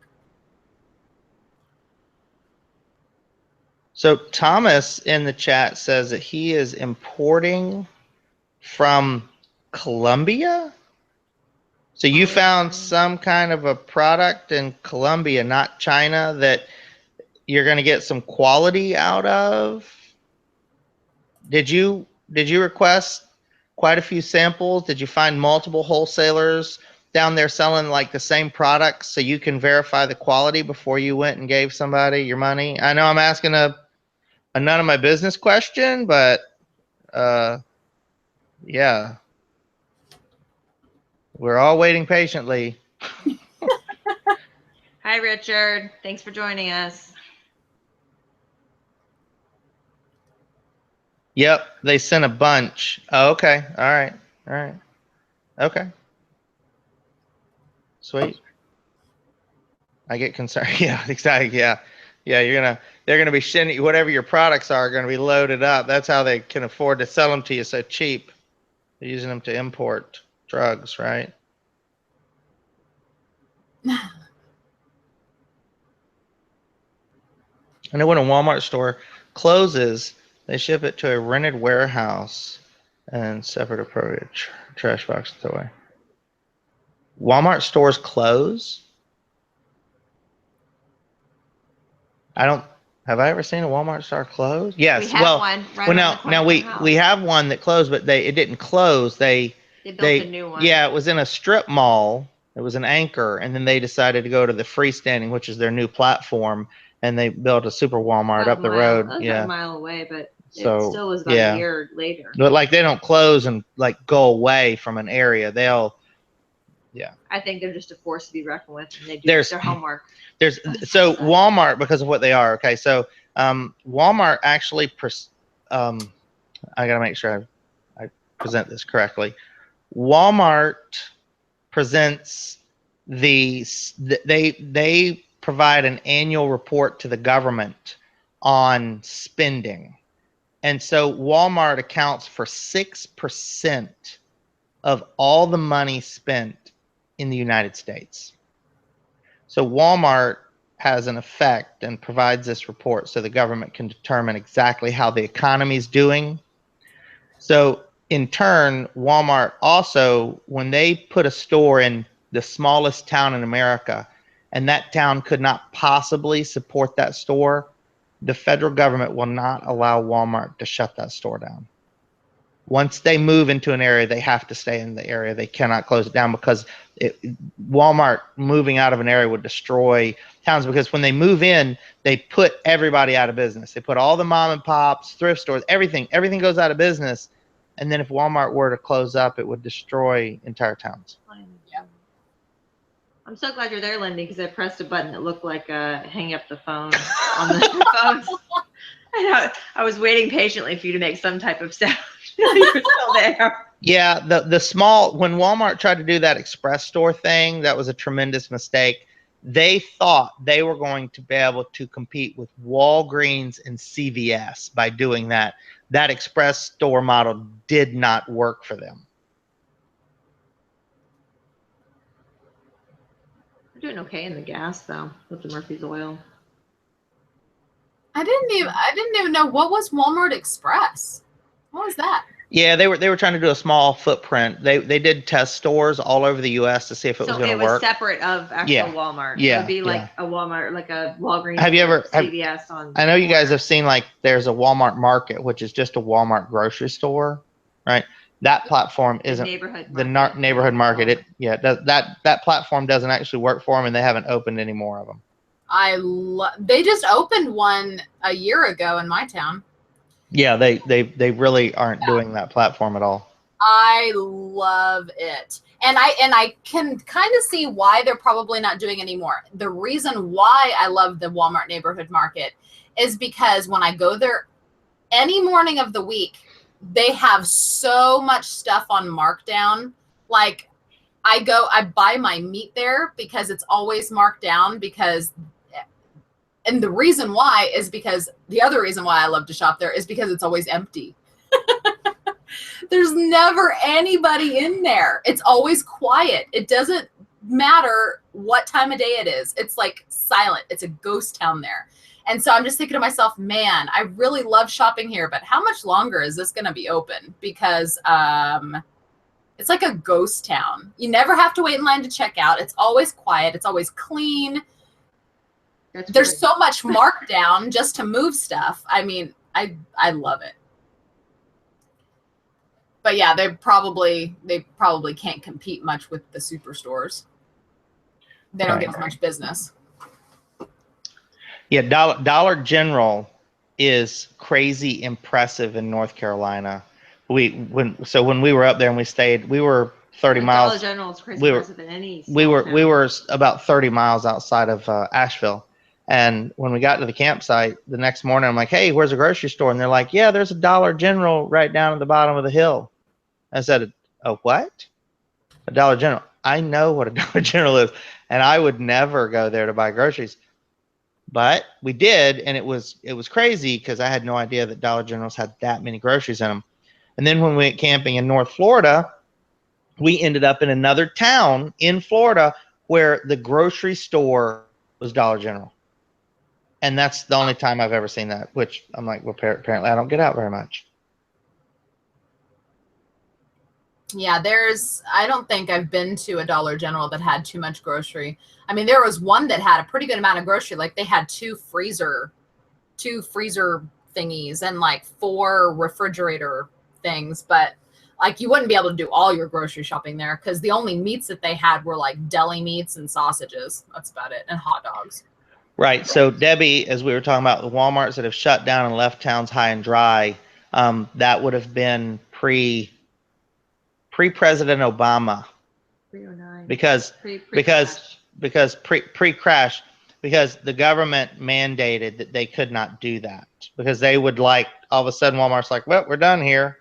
So that's been 8-9 years pre-2009 when they could do stuff like that.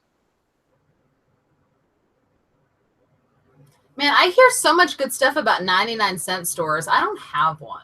I don't even have one near me. I don't know if there's one in the entire state of Kansas. So if you don't have one, you now have the perfect business opportunity for you.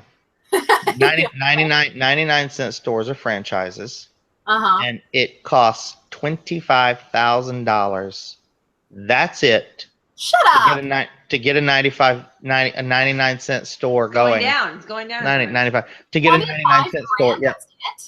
To 99-cent store. The entire inventory in the store won't cost you any more than $25,000 to get them up and running. Yep. Wow. But you got to sell a lot of stuff at $1. I mean, you gotta. I'm not kidding you. You gotta send somebody. It's ridiculous. I can't even tell you.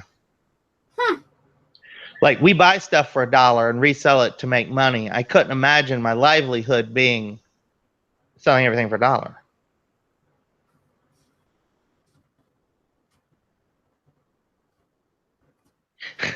You want to open up a 99-cent store in Kansas? I don't know how many dollar items you got to sell. I mean, I can't imagine that they're paying what, 25 cents? I mean, what are they buying stuff for 10, 20 cents? The stuff in those stores, the price points are ridiculous on purchasing side for them to resell. I mean, you're not making anything. Lindey, Dave will loan you the $25K interest free because he likes you. I will do that, and then we'll both. Let's have a chat. We're both gonna cry, and we're both gonna cry when the 25 grand is gone and that dollar store is not making any money. He's in the business of putting people out on their own and letting them earn their own livelihood. I am. I've done that a few times.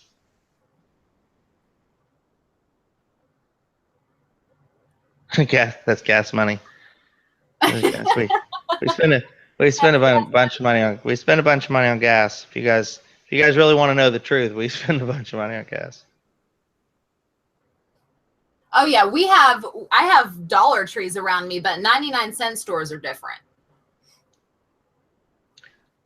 See, Just Click Riches. He loves that Dollar Tree. He's the one that told me about that. And I was really surprised that they sell stuff in the Dollar Tree online. He's the one that told me about they sell everything case pack online, and teeth whitening gel from Dollar Tree, because you can buy a case pack from them. And it was like when he showed me that, I looked at that website, and that's where I talked about dog food for like a week because I was blown away over buying Gravy Train for $3 for a case of Gravy Train. It was driving me insane because it's $19 on eBay for a case of this dog food that you're buying for $3, and I don't even understand it.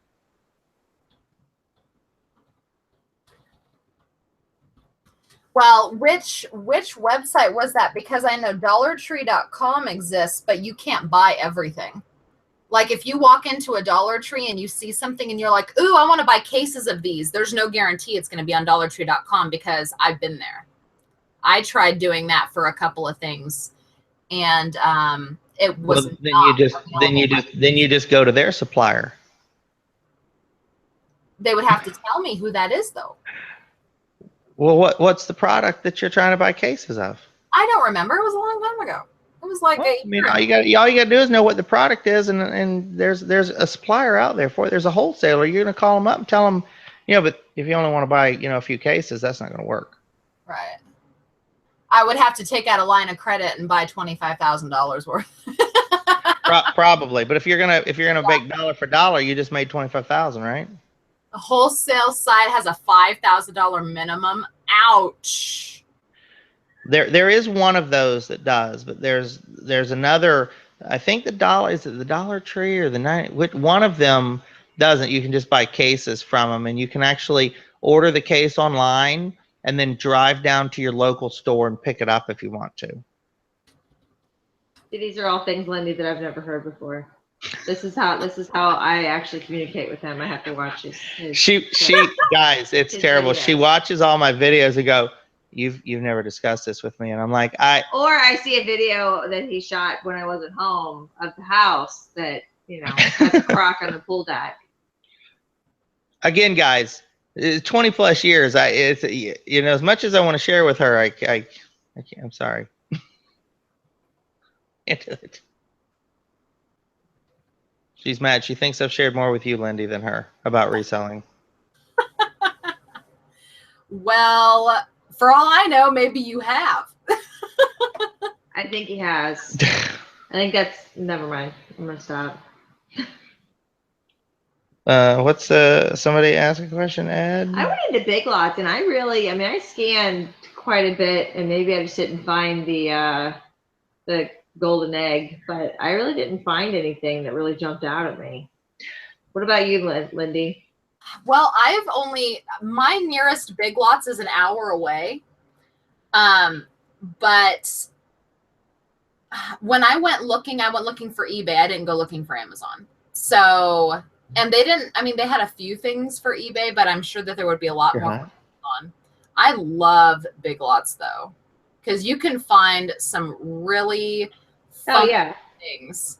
Oh yeah, I was shopping for myself. That's kind of my problem now. I always love finding like weird potato chips and candies and all of these things. Oh, but I haven't told you guys yet because it's so new. So I made a decision to extend the toddler program day for Benjamin. So Whoa. Yes. So instead of going from 8 to 12 now, he's going to be going from 8. I'm sorry. Was I listening? Hold on, Lindey. What? You cut me off. He all of a sudden decided to plug in another pair of headphones after I've been crunched on his shoulder for an hour and a half. Is it working now? No. Uh-oh. Yep, I can hear now. Okay, good. You can hear. All right, that's all that matters. Here, you can share with me. I'll share with you. She's taking over the stream, guys. Can you hear me now? That's it. No, see, he's uncomfortable because I'm all up in his space. All in my space. I need to get something to drink. Thirsty. Anyway, I'll just sit here. Anyway. Hold the headphones like thus and wait. So Benjamin has been doing a toddler program, like a pre-K thing from 8 to noon. Mm-hmm. And they have one that's a full day, but of course I just wanted to start him on the half day. So he's been going from 8 to noon. Well, on Monday, he is going to be going from 8 to 3. Wow. So yeah, it's costing me more money, but right now, how my schedule is kind of set up, when the kids leave, I have like a solid 2 hours of work that I can do before I have to wrap everything up and go pick him up. And then he comes home and we do lunch, and then I get him ready for his nap. And then maybe he naps, maybe he doesn't. And then while he naps, I have like another hour and a half. And then I have to go pick up Jeremy from school and wake him up from his nap and do all this stuff. So I am really excited to see what I can get accomplished in a solid 7 hours. Yes, you will see a significant improvement. And what will be nice too is the fact that they'll get him on more of a schedule, and so he'll be more likely to take a nap, and so that your evenings will be a lot more predictable and consistent. Yeah, so I'm pretty excited, especially because he hasn't napped like all week. He's been refusing to nap. And I can't even imagine. And then they start melting down like an hour and a half before bedtime. Yep. And then you're just sitting there cringing, wondering why. Yeah. And so watching. I'm just like, oh my God. And I was talking to my husband about this, because I'm like, okay, I'm thinking, because they had asked me when we first started the toddler program, well, do you want to do half day or full day? And I was like, well, let's just do half day. I'm sure half day you'll be fine, and I'll get him started and everything. And then when he stopped napping, I told my husband, I said, okay, I said, one of two things either needs to happen. Either you need to start helping me in the afternoon if you're home, or he needs to start going full days. And of course, he couldn't commit to helping.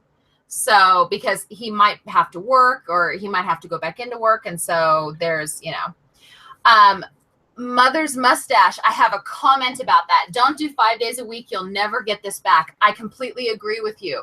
But this is why I'm okay with it. This is why I'm okay with it. Because up until now, when he gets home at noon, he goes down for his nap almost immediately. So I don't see him until after 3 o'clock when he wakes up from his nap anyway. So the only difference is he's not going to come home and be home for that 45 minutes in between his toddler program ending and his nap time starting. So I'm still basically going to see him the same. At least that's how I look at it. And I'm going to have a whole lot more ability to get work done. And for the person that asked, Benjamin is going to be 2 in March, next month. Oh my God, that's next month. That is March what? 15th. March 15th. Okay. Mhm. We have a March 7th and a March 30th. You're right there in between. Right there in between. Yeah, But yeah, very so nice. I'm perfectly aware that, but I don't see him when in the afternoons anyway. So from, 3:30 till bedtime is when I see my kids. And then of course on the weekends. I don't work on the weekends unless kids are napping or in bed. So Because it's I impossible. still think there's lots of time. And he really likes being there too. He likes playing with the kids and stuff. And I think he needs that. When my oldest was 3, I remember putting him in daycare just because he needed to socialize with other kids. He needed it. He was like a little grouchy kid running around and drove me crazy. He needed to be around other kids. And I think it's good for Benjamin too. So That was the same with our first and second. We put them in for the socialization. And the third, when I decided to stop working full time, and I'm echoing insanely into these or whatever you changed, David. What? I'm echoing really bad into my earpiece. But anyways, when I stopped working full time and started staying home, and one of the costs was I cut and pulled Damon, number 3, out and kept him home. And I'm almost at the point of thinking, he needs a built-in play date at the very least, because he's getting pretty bored of just hanging around the house and following me around.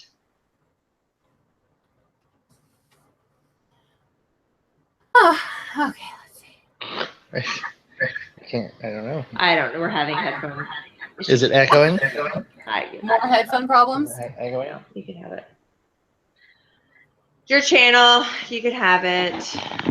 I'll do the mark. This is my channel, and you're not taking it over. I see today, for some reason, I've become. Everybody likes me on Instagram today. Believe it or not. Oh, He's getting it, Lindsay. He's understanding social media. I'm on Instagram, and Whoa. I don't understand it at all. But I'm on there. I'll post like something once a day for a week, and then I won't look at it again for 2 weeks. How awful is that? No. It's bad. Dave does a video of his mansion.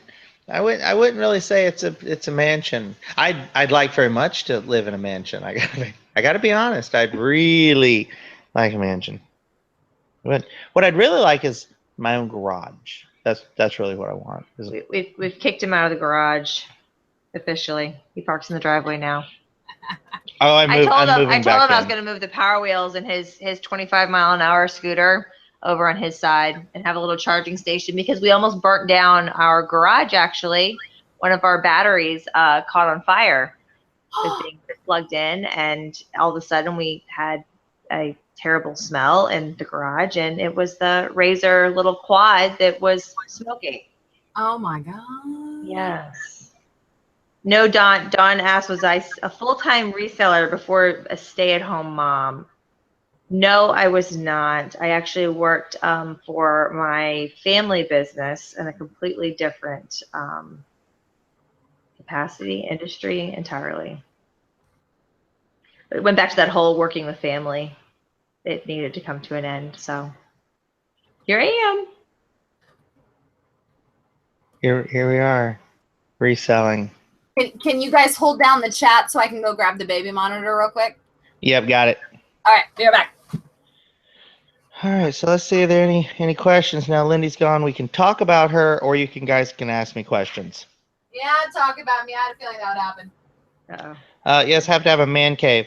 I actually just want my own parking space in the garage. I really just like parking in the garage, and people have kicked me out of the garage. So He has his computer desk and his nightstand. Listen, I got to be honest. Okay. I actually threatened to buy the house next door to us just so I could have my own garage.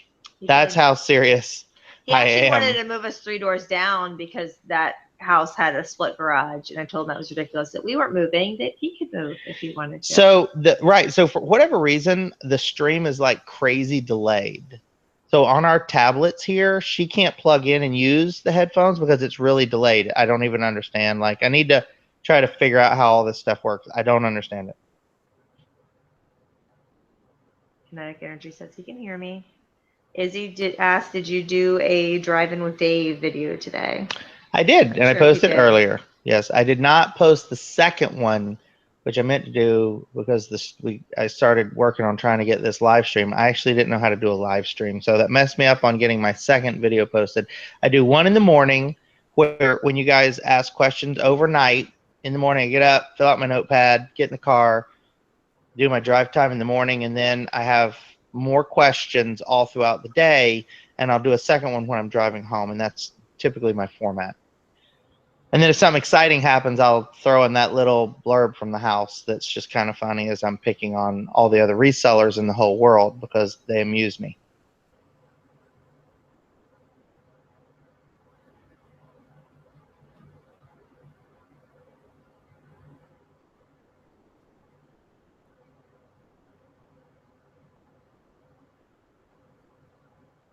Okay. Seriously, Clorette's gum? Wow, at Big Lots. Big Lots of dollars, sell on eBay for $10 a pack. Wow, it's gone now. We need a Rockstar for IT. Yeah. Could have been here by now and saved us the misery of the headphone issue.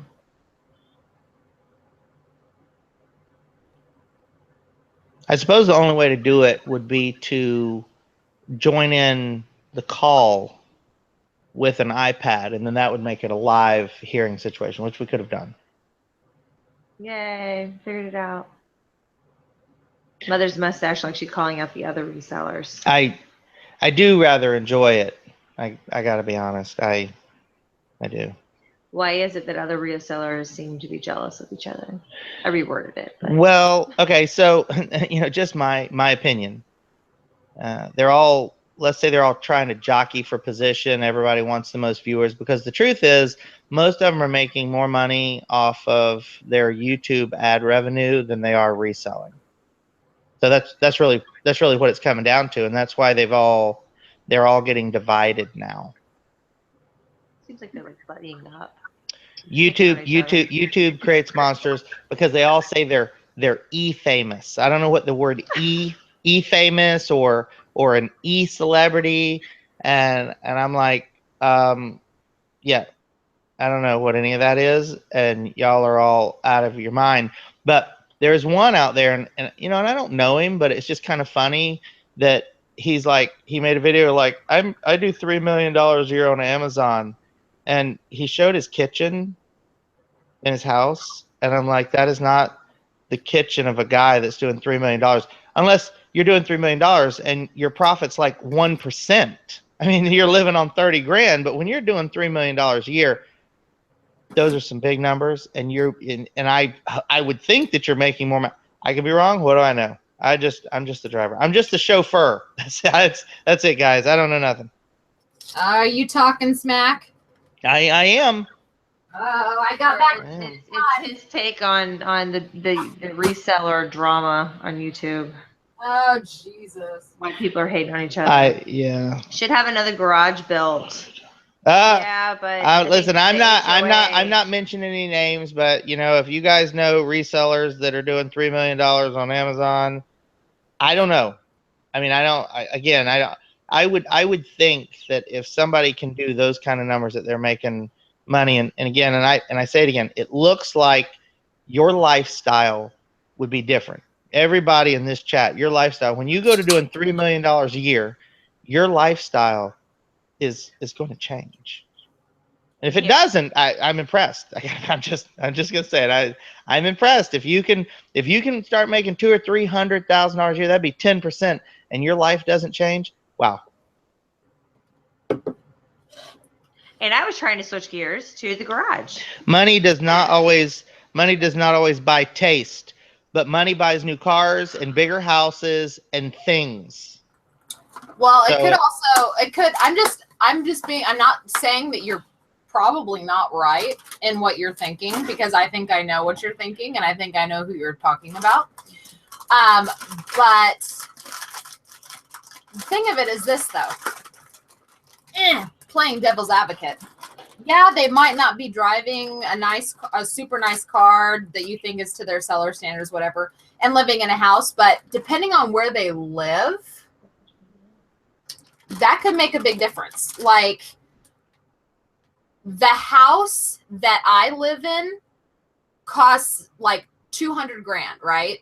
But this same house on the West Coast could very easily be $800,000-$900,000. So I think it also depends on where you live. But that's just playing devil's advocate. Yeah, again, I'm saying I don't know. I don't know any of these people. I have no idea, but just, you know, and this is just from my experience, that the guy, I can't, you know, there's no reasonable explanation that I could have, but you know, I know people that resell and their lives are just, I don't know. It seems like it'd be different. It just seems like if you make enough money that somehow something is different. So I don't know anything, guys. That's why I say I don't know anything. I certainly am not trying to stir anything up with anybody. I don't know. I'd love to have a conversation with all of them, because I'd really like to understand what they all do. None of them want to talk to me. So that just leads me to believe they're lying. So there you go. That's it. Okay, there we go. Boom. And I would just like to say, mic drop. Right. I would just like to say, if Dave suspects that someone's full of it, they're probably full of it. Yeah, I don't know. Say that. Rockstar's full of it. Oh yeah, Rockstar is. He's full of it. He is. He's full of all kind of bad ideas. That's what he's full of.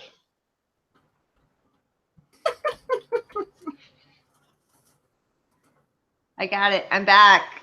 I got the chat. I got headphones. Did you not have the chat for a while? I did not. It completely logged out. It gave me like Everybody's an error. talking about my Cheez-Its. I had to catch up real quick, but yes, I. Listen, Thenona Sass is a very nice place. Oh my goodness. You do not live very far from us. Okay. Yes, he called you out of driving down.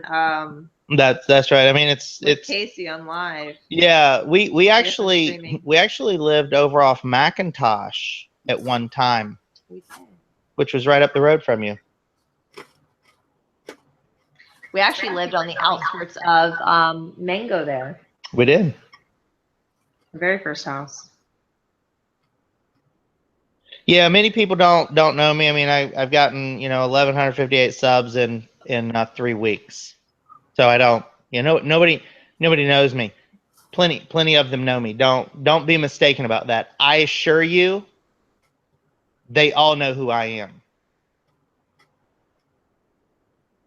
Yeah, if there's a reseller on YouTube and a new reseller pops up, they know about it.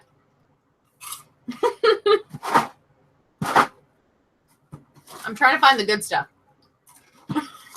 Yeah, I think the fact yeah. that they took the time Yeah, I don't out know. of making I the don't know. 3 million to email you proves that they're full of it. I bet you Yeah, I don't have know. tons of I don't stuff know. that I emails don't out know. of I resellers. don't know.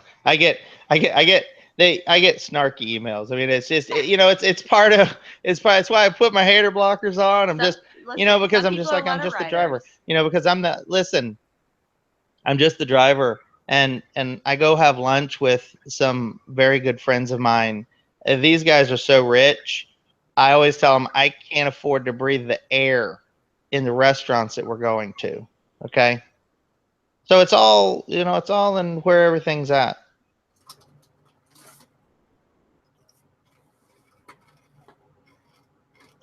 That's all we're here to do. We got to learn to think. That's it. Yep. I was just about ready to comment on that. Yeah. That Dave teaches people to think for themselves, not just follow and do what everybody else does. The very first reason. That's one reason why I listen to Dave, because he's teaching me to think for myself. Thank you very much. I appreciate that. The very first guy that ever taught me anything was quite rude about it. Jack, and I've talked about him in videos, and that's what he did. He's like, "Can you not see the problem is right in front of you?" And I'm like, "No, I don't see the problem." And he goes, "It's right there. All you need to do is this." I don't understand. That's all I could do. It takes a long time to see the differences. There's right and wrong, and your way and somebody else's way. And really, it's never going to be about your way or somebody else's way. There's a right way and a wrong way. And my wife is learning that now. She listed. I know. Right. She's yeah. She's like I have a huge problem, and so I grunt. I don't say anything. I just go. No, he doesn't do that. I repeat it 3 times stop. first. Just let me tell you. It's my story. It's my story. I got this right. I'm making my own She channel. goes. She's like, I'm making my own channel. I'm done. you should. She says, I got a huge problem. And I go, And she goes, you didn't. And you can tell the conversation is going to go badly when she says, I didn't do something for her. You didn't check these video games. I say, you're right. I didn't check your video games because it's your resale business. Well, I listed and sold a game that wasn't in the box. So you didn't check your games, and it is not ever going to be my fault because I said, when you go to pawn shops and you buy games, you open those boxes, you verify what's in them. You better make sure they work. You better know what you're selling. You better not talk to me that way. And then she gives me that look. Everybody see it? Pretty much. They've seen it a few times. That look right there. She gives me that look, and that's it. And then it's nothing but a problem. No, now I don't let him see what I'm doing or ask any questions. I just go on my merry way and do my own thing. That's that right? Yes. I can barely.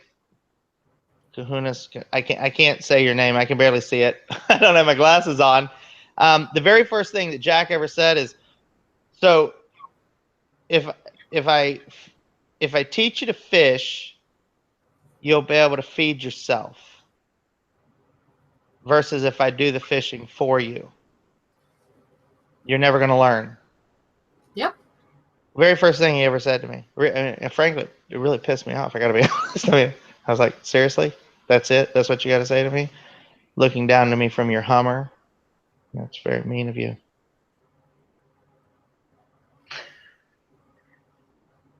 Dustin P., I've seen comments that you come off mean, like you're talking down to people. I prefer not to beat around the bush and tell it how it is. I've learned that from most people. Right. I mean, Thanks, Dustin. I mean, I appreciate that very much, and I'm not really trying to talk down to anybody. There's just a whole bunch of reality to everything that we do, and a lot of resale, a lot of information on YouTube is like they toss out a little teeny piece of something like a tidbit, and then you're like, well, I don't understand the rest of it. Because they don't understand the rest of it. So they couldn't really explain anymore other than, hey, look at this great shirt I bought today. You like my Captain America shirt? I bought this today. At some point, that's not really going to help you guys. It's not. What are you trying to say, Dave? Are you trying to say my videos are garbage? Did I I didn't use those words, did I? At no point have I ever said any of that. I've never was seen a garbage. Captain America shirt on your channel. It's Is that the right answer, it Lindsay? says- Okay, there you go. I've never seen you talk about a Captain America shirt, Lindey. Oh, guess what I sourced, Dave? I got my own Deadpool shirt. Whoa. Yeah, there you go. Toss out a tidbit. No. How about this, Lil Matt? Toss out a tidbit and then ask you to join a site that you have to pay to be a member of. See, that is what I fully disagree with right there. I am never going to agree that anybody pays anybody any kind of subscription, monthly fees, buying a package. That reminds me of 20 years ago. The infomercials had come on at 2 o'clock in the morning, and they're going to sell you a package for $300 and teach you how to be real estate millionaires. No. What they never said was, after you spend the $300 for the package, you better have millions of dollars in credit lines to be able to buy all these properties, because without money, you're not doing anything. That was always the key point in it. Hold on. Okay, I I got want it. to say something because now there's something going on in the chat. Okay, all right, what we got? What we got? Dave is not specifically talking about the green room, you guys. No. There's a difference between the green room and like paid programs. The green room has a very small fee, and it's a group of sellers that do their own thing. Now we're talking about like programs where you spend a chunk of money to learn how to do something. That's not what he's talking about. It's not a shot at the green room. I know that's what everybody in the chat is saying. No, but you know what? Listen, the reality is, if you're gonna pay somebody for information, all I'm saying is I just disagree with it. I've never paid. I've paid my dues, and I've learned the hard way. But I've never paid anybody or anything, or buying books. Go to the bookstore and buy some books. Absolutely, right. Buying information is one thing. Paying for books and knowledge, of course, but to pay, I'm thinking of like software or like games. No. There's a whole bunch of free There's information out there. a million websites out there that everybody wants you to pay to be part of their thing. Right. Or you would download our ebook for $5 or something. Right, whatever.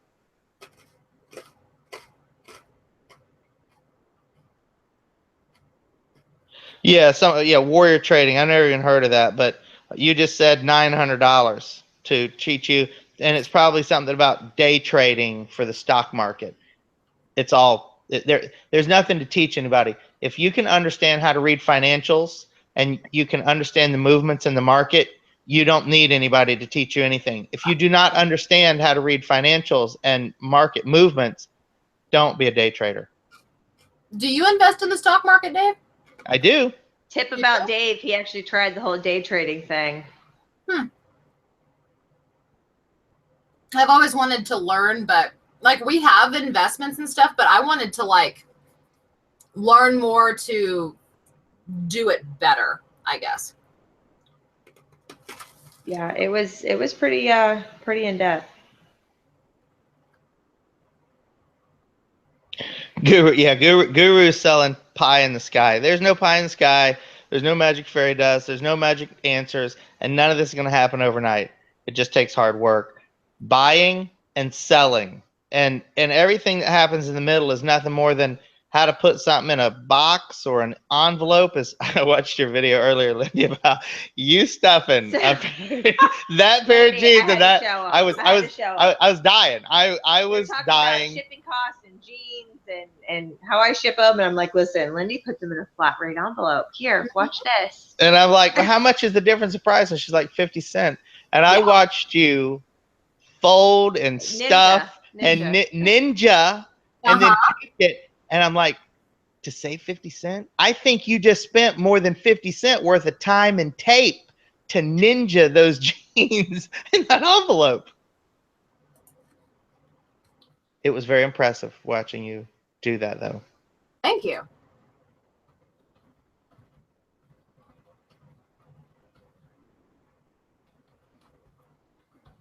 Yeah, you got to, on the day trading side, when you're looking at preserving capital, managing money, knowing how, what your risk tolerance is, how much you can invest on a daily basis, what's the whole period. If you're trying to do like you're going to buy it before lunchtime, and then at 2 o'clock you're going to sell the stock. That kind of stuff. Those are you're just trying to buy and sell on volume, and you're trying to capture penny movements. You've got to have millions of dollars to where you can actually move a stock up. So if you went in and you're Warren Buffett, right? And he drops $50 million into any stock, it's going to move up like 25 cents. And then once that happens, he will then sell it off immediately. And the clearinghouse pays the last published price within the last 5 minutes. So understanding how the clearinghouse brokers work, and once it moves up, he gets to buy it back. He can sell it, and he makes 25 cents a share. And if you just dump $50 million into something, well, let's just say that was, I don't know, $50 shares, 100,000, million shares. He just made 25 cents times a million shares. Those are the kind of moves that like Berkshire does. I can see you, Ruggers Customs. I can see it. That's what I was just laughing at. Dave, I am talking in caps so you can see this. And he jumped right to it, didn't he? Without my I can't see. That's so funny. So now everybody's going to start typing in all caps, and then you'll just see everybody. Dave and Lindey do a 24-hour stream. You know, like with children and there's no way. spouses, it's just not gonna. Well, I mean, I suppose we listen. can split it 12 listen, 12. We can do 24 listen, hours. I suppose if you just got a couple extra battery packs, you just plugged your phone in, and we connected on our phones. You just walk around during our normal day. But there's some real chaos that goes on here. There's a point right after 2:15 in the afternoon that there is no way to turn a camera here on until it's like 8:30 at night. So that would make it very difficult. That's the real reason why we have drive time with Dave. I can see that. Yeah, can't get 10 minutes quiet in the house. That's really that's right. That's really what forced me into videoing in the car driving to work. That's the only moment where I am alone, and because that's it. Because when I'm here in the mornings, we've got a nanny, and there's kids here, and then I get to work, and you can't talk or have a conversation once I get there. Okay, I have to put the Cheez-Its down. I'm wanting to go get Casey myself now. Casey, most of Casey's broadcast was me because Casey didn't think his 24-hour stream through, and that's why I was on the first 18 hours. Because he didn't know what else to do. Like the guy's like, I can't even drive myself anywhere and get myself anything to eat. I'm stuck. I can't manage chat and video and everything, and that's why I ended up participating. Then I drug Lindey into it. And I'm just like, hey, let's put Lindey on. And she didn't get anything done all day, and she was like, thanks for ruining my day. Somebody asked up somewhere, I can't find it now. I use the priority padded flat rate envelope for jeans. Yes, and I'll like branch off because now, since the postal increase, the regular flat rates are cheaper than the legal flat rates. And so the smaller jeans I will put in a regular flat rate if I can fit them. Mm-hmm. Mike will just shove 36 waist jeans into a regular flat rate to save that 35 cents. He messaged me today and he says, I saw your video about how big of a wuss you are shoving those jeans in a legal flat rate. I sent 36 30s in a regular flat rate today. And see Ed's leaving us. Bye, Ed. We got a few people that haven't pressed the like button. I forget that I'm supposed to ask people to do that. Yeah. I don't think my about it. problem with shoving it in the envelope is in the perception of it like bulging out and being taped shut and being crammed into a smaller bag. I guess it's just a personal. Well, yeah, and problem. I also don't want the buyer to receive it and be like, "What the hell? This is like shoved in here," you know. And the legal flat rate gives it a little bit more breathing room. But I've shipped jeans in flat rate envelopes for years. And I'd probably put them in a bubble mailer inside of a poly bag in a bubble mailer myself. But you know, what do I know? Well, then you'd be paying by weight. Yep. You don't want to pay by weight. Jeans weigh between 1 and 2 pounds. Listen, listen, let me tell you something. I go and I bust them up. Don't think that there's not a way to get a discount. Okay. You can get a discount. Well, yeah, if you move enough stuff, you can get a discount, but I sell at most 200 things a month currently. There's no way I can get a discount with that. Yeah, so what happens is, like I pull some matrix moves and I do all that fancy like kung fu stuff, and then the postmaster ends up at my office sitting down on the other side of my desk because I'm like, I will stop using you, and I got the UPS guy sitting right outside waiting to talk to me. You watch how fast, but when you got to ship, you're Amazon at that point. You're shipping thousands of items. Yeah. Yeah. Uh-oh, somebody said something good and they were just told to bite their tongue. Ruggers said that jeans suck. Jeans do not suck.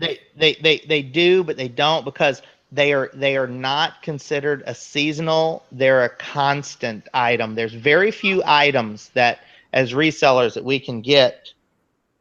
I stay away from jeans and shoes. Wanderlust. I'm going to have a story to tell you in just a second.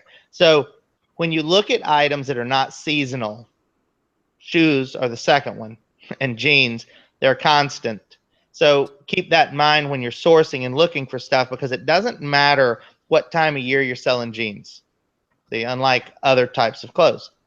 So shoes, which are interesting, we were in a pawn shop today that had about 500 pair of Air Jordans.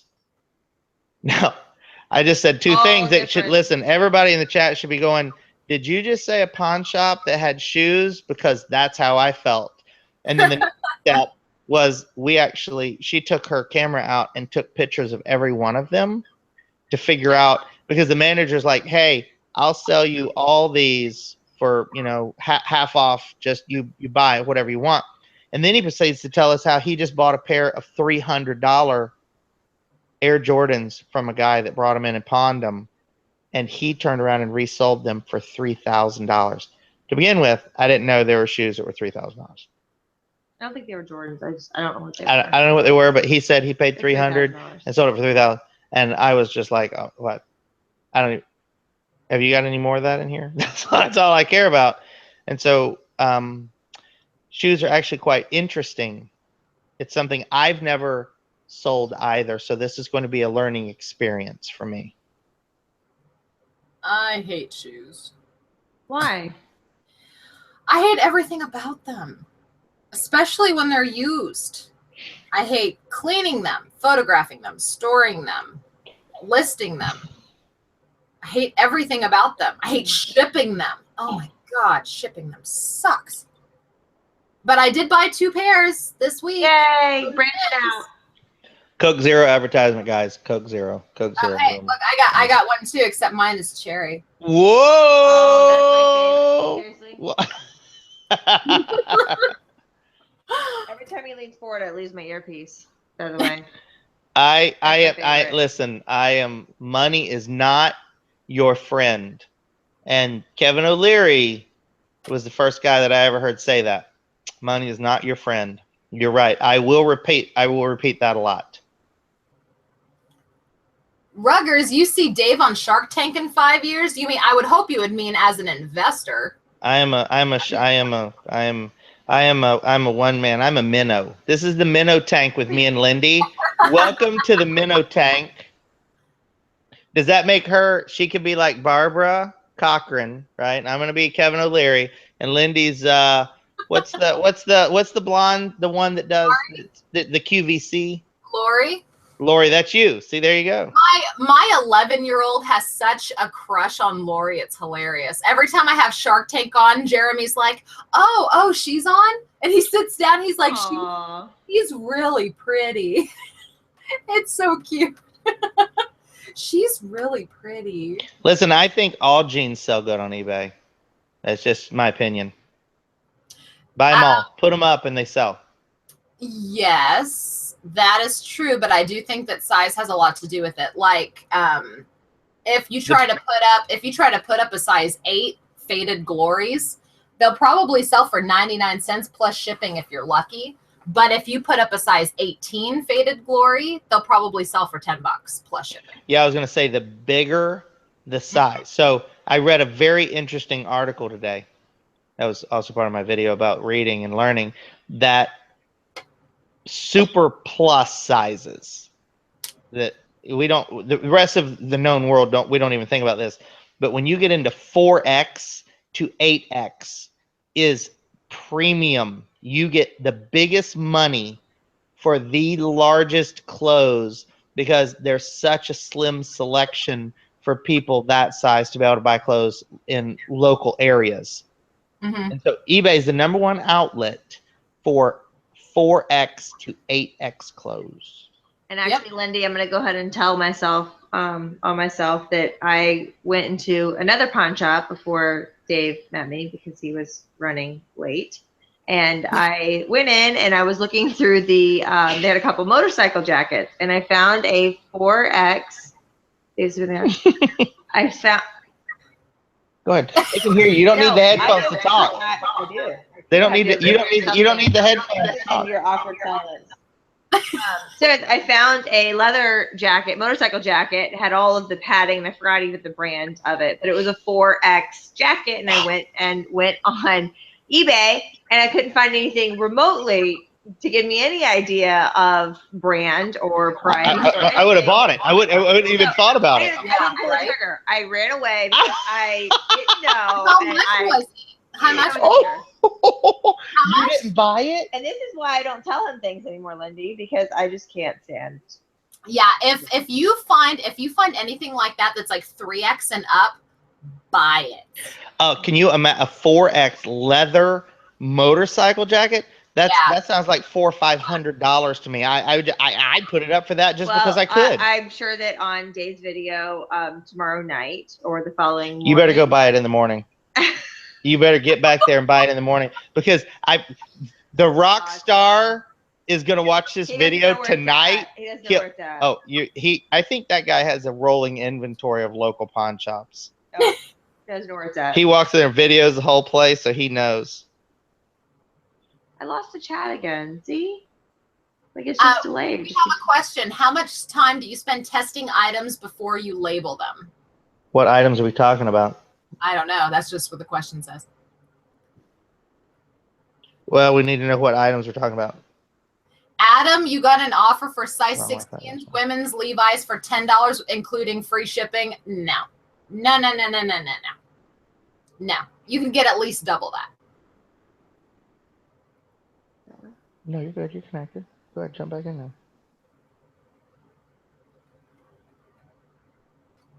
Yeah.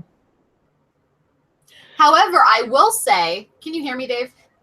I can. Okay. I will say I'm very, very surprised because at my Goodwill, I came across a pair of men's Cabela's hiker trail cargo khaki pants that are a size 54 waist. Wow.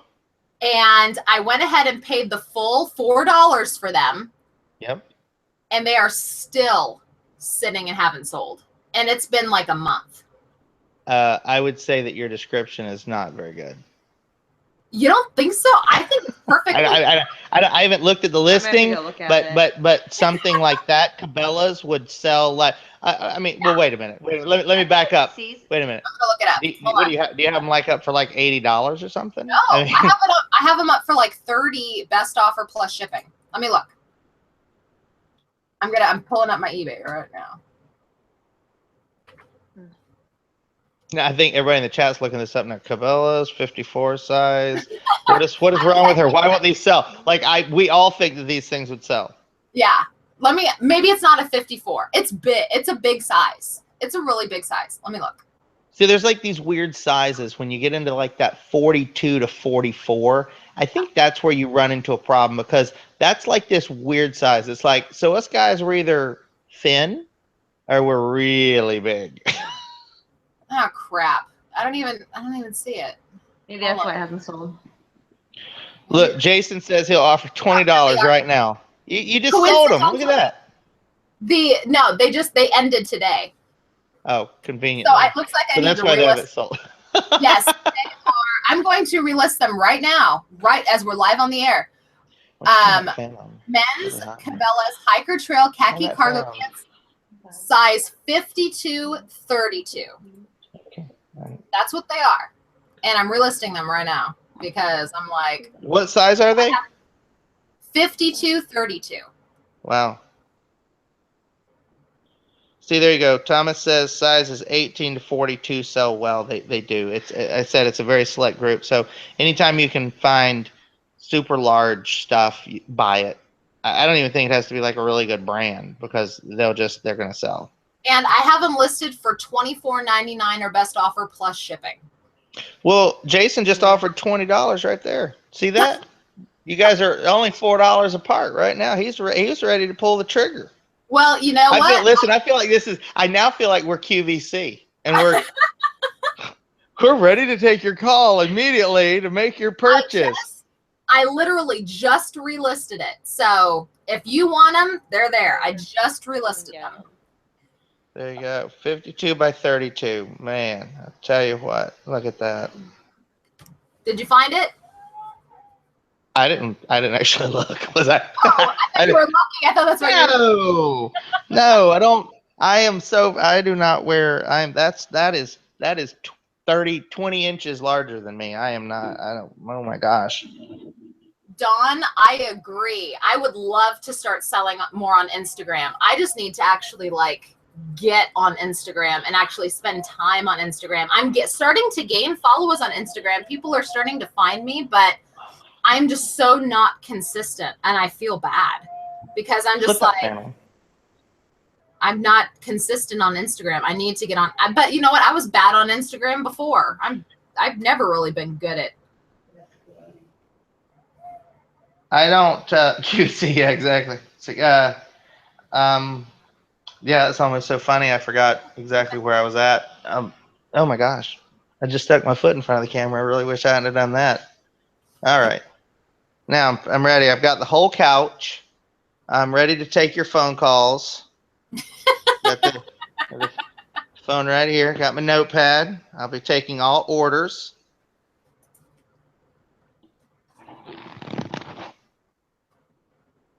Okay. Hold on. Looking back here to see if I missed anything.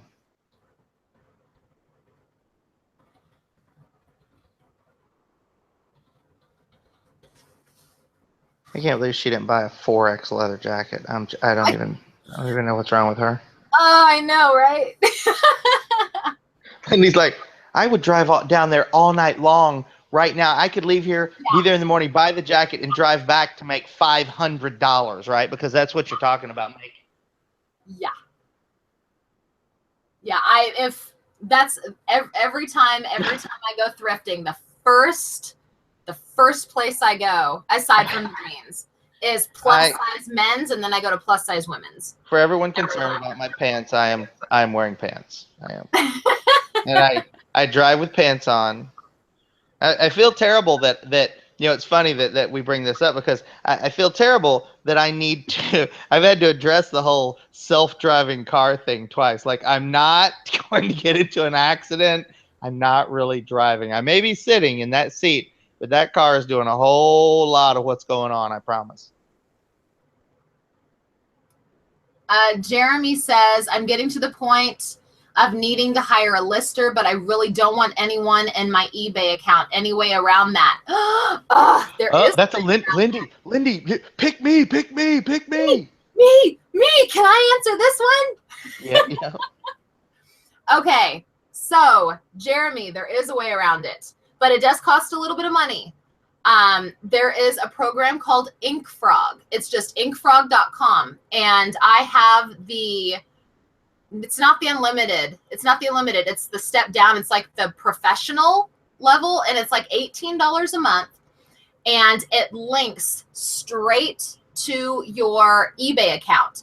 And your employee can have their own separate staff account.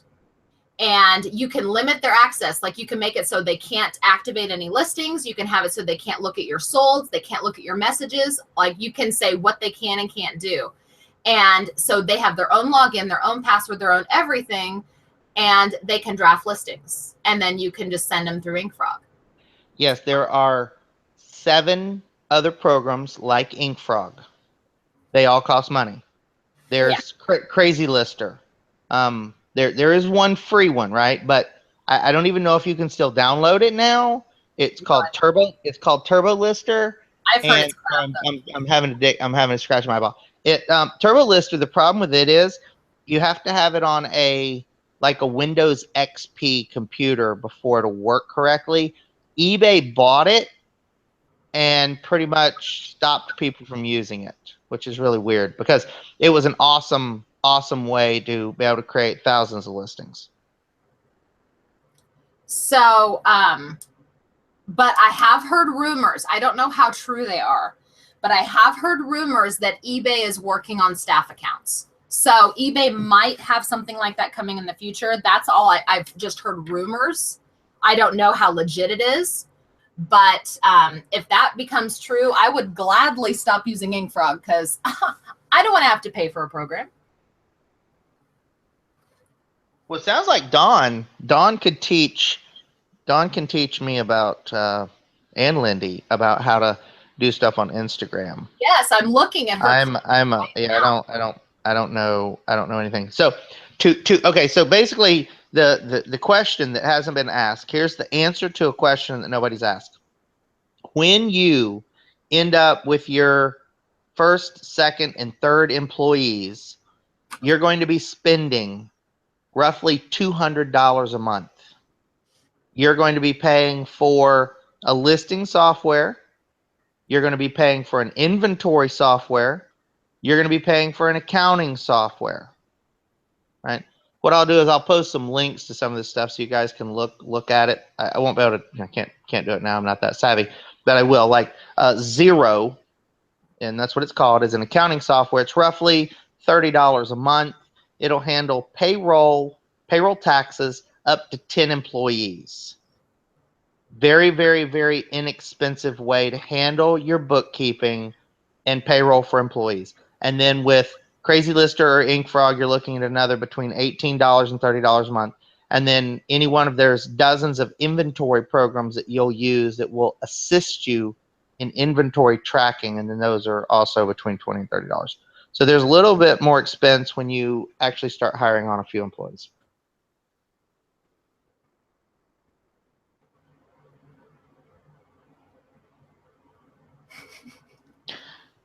I think Dawn needs to turn the camera on and we all join her now because she needs to give us some information.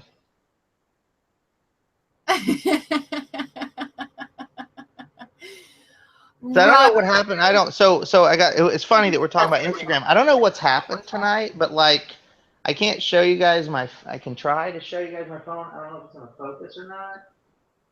But all night long, I've had all of a sudden hundreds and hundreds of people are following me on Instagram, and I'm like, what did you do? I don't know. I think I told you something interesting. So last night, I also don't know anything about Twitter, guys. I don't really understand any of this stuff, right? So, but I do post stuff on Instagram's blowing up. I don't really understand any of it, but I post to it. So I'm like, yeah, I put if I put up a video, I put it on Twitter, I have no followers. And I put stuff out on Instagram too. Well, last night I got an email from something called Tuna. Right. Tuna. And Tuna is a Twitter bot that retweets to all of its followers. I had to look into it. It randomly selects people from all over the world and decides it's going to follow you. And then when it does, it retweets you out to its current 547,000 followers.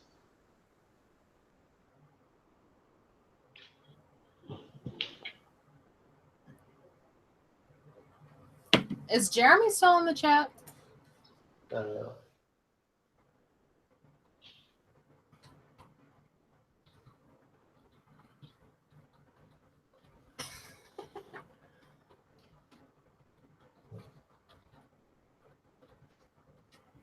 I just got an offer on those pants, and I don't know if it's Jeremy or not.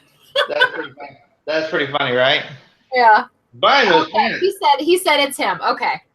All right. Okay. That's pretty funny.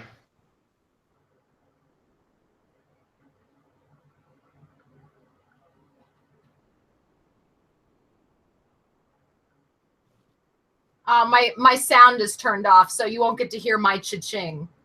But it just went cha-ching. I see. Oh crap! I just accepted it, Jeremy. I thought that was you. Crap, dude. I'm sorry. I watched a very little bit of Nicole's stuff. She seems like she's trying to move towards vlogging and not so much reselling. So it looks like she wants to become like a vlogger. That's what it just looks like to me. Which, you know, isn't bad. Like I got to be honest, as much business advice as I can give, there's a reality to, you know, it's going to become more of like a business advice vlog than anything, you know, specific, because I don't really talk in exact specifics because everything is different for everybody.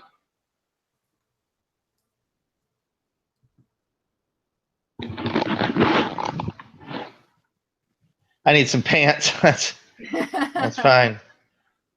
I'm actually wearing yoga pants. That's not very funny. Aw. Shoot. Okay. Well, thank you, Jason, for sending me the order. I'm sorry, Jeremy. Now I wish I had two. I wish I had some gigantic pants too. I'd sell them immediately, but I don't have any gigantic pants to sell. Oh.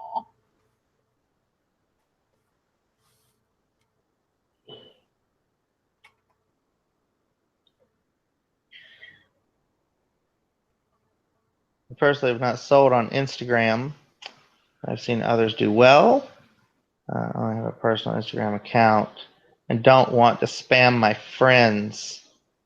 There you go. Set up a reselling one because it sounds like you actually understand how to, you know, do that. Can I sell you some $80 yoga pants? So, share. I'll tell you a secret. I have 110,000 pairs of them. Okay, so I have so many yoga pants I can't even tell you. Okay. I know. Wait, I'm obviously confused. Okay, so Jason was the one. Okay, so Jason, you were the one that wanted them the whole time, right? And then Jeremy bought them, right? Somebody else bought them. No. Jason was the one that wanted them the whole time. I only thought Jeremy was the one. It's getting late. It's 11:30 for me. Oh my god. You know, it is awkward to, you know, for guys to go in and look at women's clothes. To begin with, if you're a man and you actually can go in and look at women's clothes, that's completely awesome because I can't do that.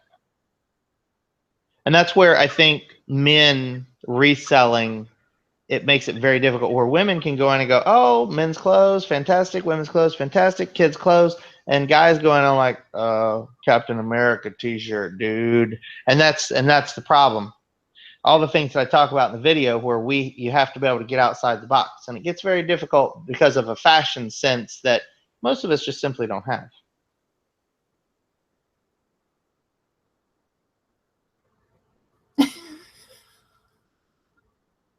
Used yoga pants as a big moneymaker. Oh, Lindey, does that make me want to tell a story or what? But I'm not going to do it. All right. Okay. I would imagine that women could sell their used yoga pants rather easily. As unattractive as what I'm not going to say sounds. So there, we're going to leave it at that. Okay. Should you, when you ship, should you use a return address or a PO box? That's up to you. No, it is not ever up to you. You will always use a PO box because you're going to get some stalker that's going to find your house. Well, yeah, I use a PO box, but I mean, just like an everyday seller, I would say it's up to you, right? It is. You have to think not about today, but about tomorrow. You know, and unfortunately, you find the rarest Captain America shirt, this one, and you put it up for sale, and it goes out to the one guy in the whole world who wants to hunt you down, right? Because that's just what happens. It just something clicks, and those are some of the things you have to also work to protect yourself. As crazy as that sounds, I am speaking from experience. Yes.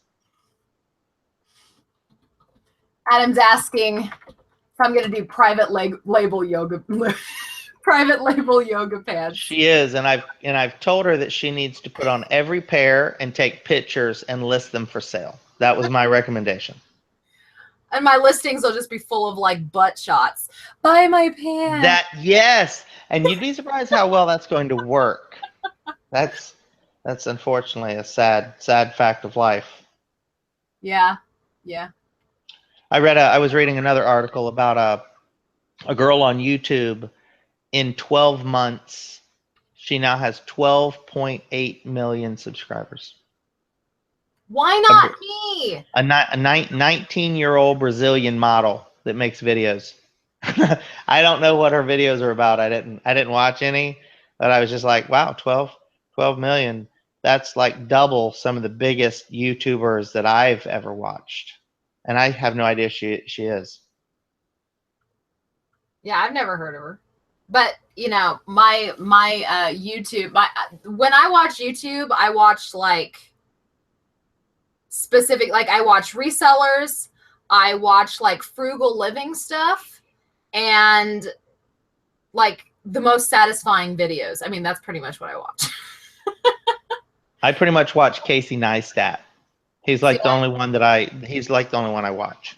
I'm not even interested in spending my time watching that. I can't even watch a movie without like feeling guilty I'm wasting time.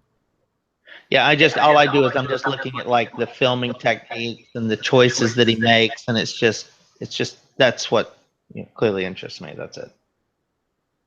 I'm all about camera equipment. You know, the room that I'm sitting in, I've spun the camera around and showed Lindey. There's multiple cameras on tripods. I got boom mics. I'm surrounded by 6 lights in this room. I don't have any of it turned on right now. But I'm a complete, tech junkie. And in the last video, I made comment about the pile of boxes by my computer desk where I buy hundreds of products a month from Amazon that are all Chinese. Private label, and I bring it in to determine the quality, and then I'll go out on Alibaba, find or AliExpress, find multiple manufacturers that manufacture those products, and then I'll bring samples in from them before I go to Alibaba and go to the actual manufacturers. Everybody on AliExpress are resellers. There's like very few actual manufacturers on there. The manufacturers all on the Alibaba side.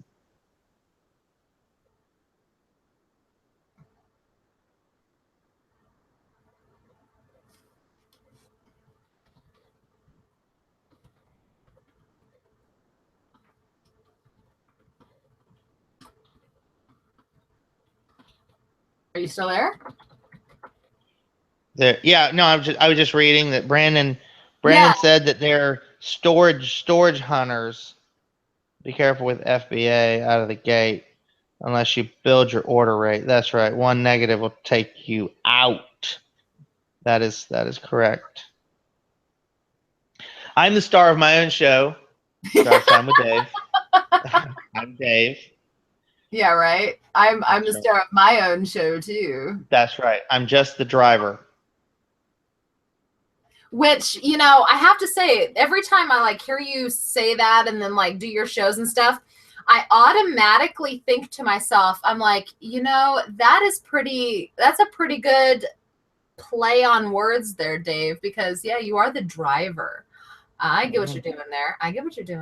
I'm only the driver. That's it. I'm only the driver. What do I know? Because when the car stops and you get out, I just keep driving. That's it. I like that play on words. Did you think that up all by yourself? That Brandon guy is so the Rockstarflipper, Brandon, he knows you're a TV star. So listen, Mr. TV star, why don't you give old Drive Time with Dave a plug? Help me out. Unless you think my advice really isn't worth a crap, and then I suggest you don't tell anybody, because I'm cool with that too. Because most of the time my advice is not worth a hill of beans. I don't know any famous people. I know a whole bunch of rich people, but I don't know any famous people. So I now know somebody famous. Brandon, I'm now going to say I know you. You're a famous guy and I know you. So I can tell one very embarrassing story. When I was 19, that was a very long time ago, and Ed Harris had made the movie China Moon. That movie was made right in Lakeland, right in Lake Wales. And they had like one of the movie premiere. It was like an after party at a big restaurant and club in Lakeland. And I was friends with the DJ, which is a terrible story to tell. And I was standing there at the DJ booth because, well, that's where all the chicks are anyway, was at the DJ booth. And Ed Harris was standing there. Well, I didn't know who Ed Harris was. And I was like, hey, what's going on here tonight? And my buddy's like, oh, yeah, it's an after party, big star here, Ed Harris. And I said really loud, well, who the hell is Ed Harris? And he turned around and he goes, well, hi, I'm Ed Harris. And I said, well, nice to meet you, Ed. I still don't really know who you are. He actually stood there and was like, yeah, so I was in this movie and this movie and this movie. And you didn't know? Man, I was 19. I'd probably seen 0 movies. I gotta tell you, man. That was back when if you rented a movie, I'm talking about, this was VHS time, people. Yeah. Okay. So I was renting VHS movies, and they were very expensive. So I wasn't renting a whole bunch of these things. I didn't know any of these movies this guy had made. And he was very nice. He goes, well, come on, let me buy you a drink. I'm like, I'm 19, dude. And he goes, oh, I guess you can't drink then. Nope. But I'll take a Coke. And he goes, all right. Went over, sat down at the table with him and the cast and the crew, and I did exactly what I'm doing now. I made a whole bunch of bad jokes for Ed Harris. That's funny. Trying to think of, I've met a couple of famous people, but they were musicians. I haven't met like movie stars. It was people in the chat are like, who's Ed Harris? I'm like, well, who's Ed Harris? Yeah. VH. When I was younger, I used to think that Ed Harris was a very, very good looking older man. Lindey doesn't know who he is. I know who he is. Radio I've known who Ed Harris is for decades. I remember he was just in a movie that was pretty good. Most of his movies aren't very, very good anymore. I gotta be honest. Yeah, not lately. Everybody knows who Ed Harris is. At least they should. Have you seen Armageddon? Lindey doesn't. Casey, do you want to come back on? I mean, I don't think the link's changed. You're just in the chat, but you just didn't want to join the call or something.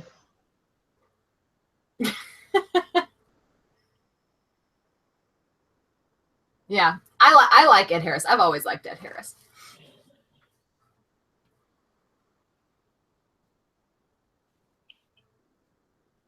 I liked him too.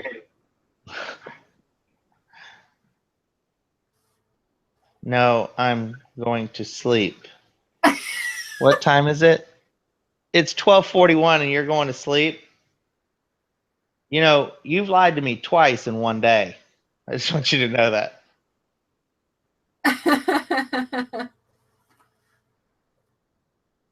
That's funny. Yeah, it's a school night. I'm going to have to go to bed soon. Oh, man, Brandon, that's awesome. You send me an email, man. I'd like to know a little bit more about whatever it is that you're doing on storage thing. Storage Hunters. Yeah, I don't. What channel is that on? I don't even know. Okay, so I don't actually watch TV ever. Just so sorry. I mean, it's no, I don't watch TV ever. I used to watch TV a lot more than I've watched in I used to keep up with shows, and now I'm just like, I don't ever get to watch TV anymore. The one show that I do keep up on every week though is Worst Cooks in America. Mainly because my husband and my oldest child like it, so we watch after school when the kids are home. So that's really the only reason why I watch it now.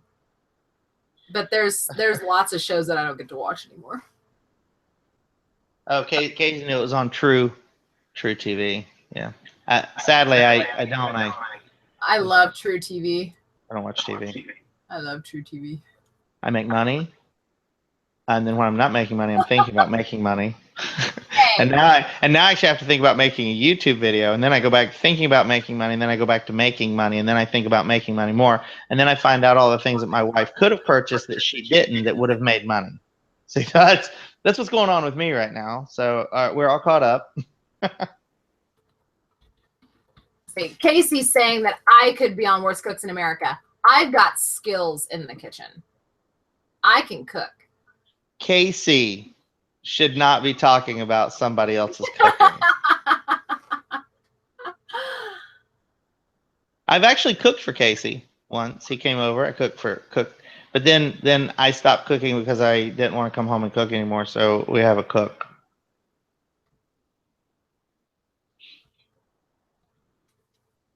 And Casey comes over sometimes to eat, and then Caitlin gets upset with him because he'll come over and he'll eat, and then she doesn't get to eat. And then he gets in trouble. None knows if you can cook. I've been at your house when you were like, I'm hungry, I'm going to cook some noodles. I've heard you say that. I was there. I witnessed it. I witnessed you taking out a box of noodles out of your cabinet, and you were threatening to cook them. And I left because I was afraid of what I would see. Yeah, tonight I made shrimp. Yeah, that hurts my feelings that you bring that up. That I almost burnt my house down because I clicked the self-clean oven button. Yes, that because I didn't know my oven was being used as a storage unit. I had no idea. That's technically not your fault. You didn't know. This cup of soup is not cooking, Thomas. That's very good.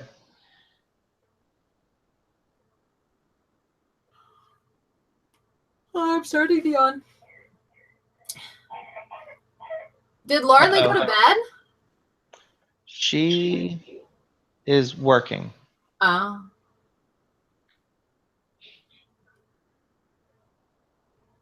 On something. I just heard a baby coughing. Is that your baby or was that our baby? That's okay. mine. Yeah, we have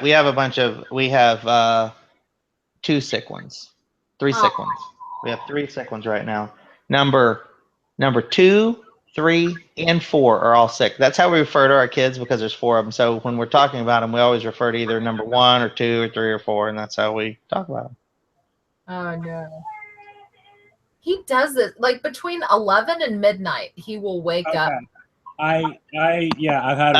I knew it. I knew it. Look at that. Cooking. Somebody said cooking up profits, and you'd think that somebody just as soon as somebody said some profit, boom, there's the rock star. Just like that. I can't take it anymore. I'm done. All right, I'm gonna get it out of my system, and then I'm legitimately going to bed. You are actually in bed. So I'm on my built-in webcam. I don't even go get my real camera because I just had to get this one. I can't take it. You look really purple. So Lindey, let me tell you a story. No, there's no stories. I'm gonna get in what I have to say, and then I'm gonna go. That's it. No, you're gonna want to stay for this because you're gonna need to defend some of what I'm about to tell people. I can actually cook. I'm very good at cooking. I just choose not to do it. However, going to your house is a hit or miss 50-50 chance of who may or may not be cooking and what may or may not have been cooked. Well, Monday through Friday, the food is edible. On Saturdays and Sundays, it's you never know. You never know. So I was about to tell. So as Casey's sitting in the bed now with his camera, so over the last 9 years, up until like a year ago, we played World of Warcraft and we also played League of Legends, and we would play League of Legends or World of Warcraft, whatever we were doing, and if we got into a fight or PvP situation with somebody and then we would get killed, I would start yelling at Casey and he would turn his camera on. We'd be on Skype. He's laying down sideways in the bed playing. I don't even know how that's possible. No, legit. I don't even know how. I don't even. Show us.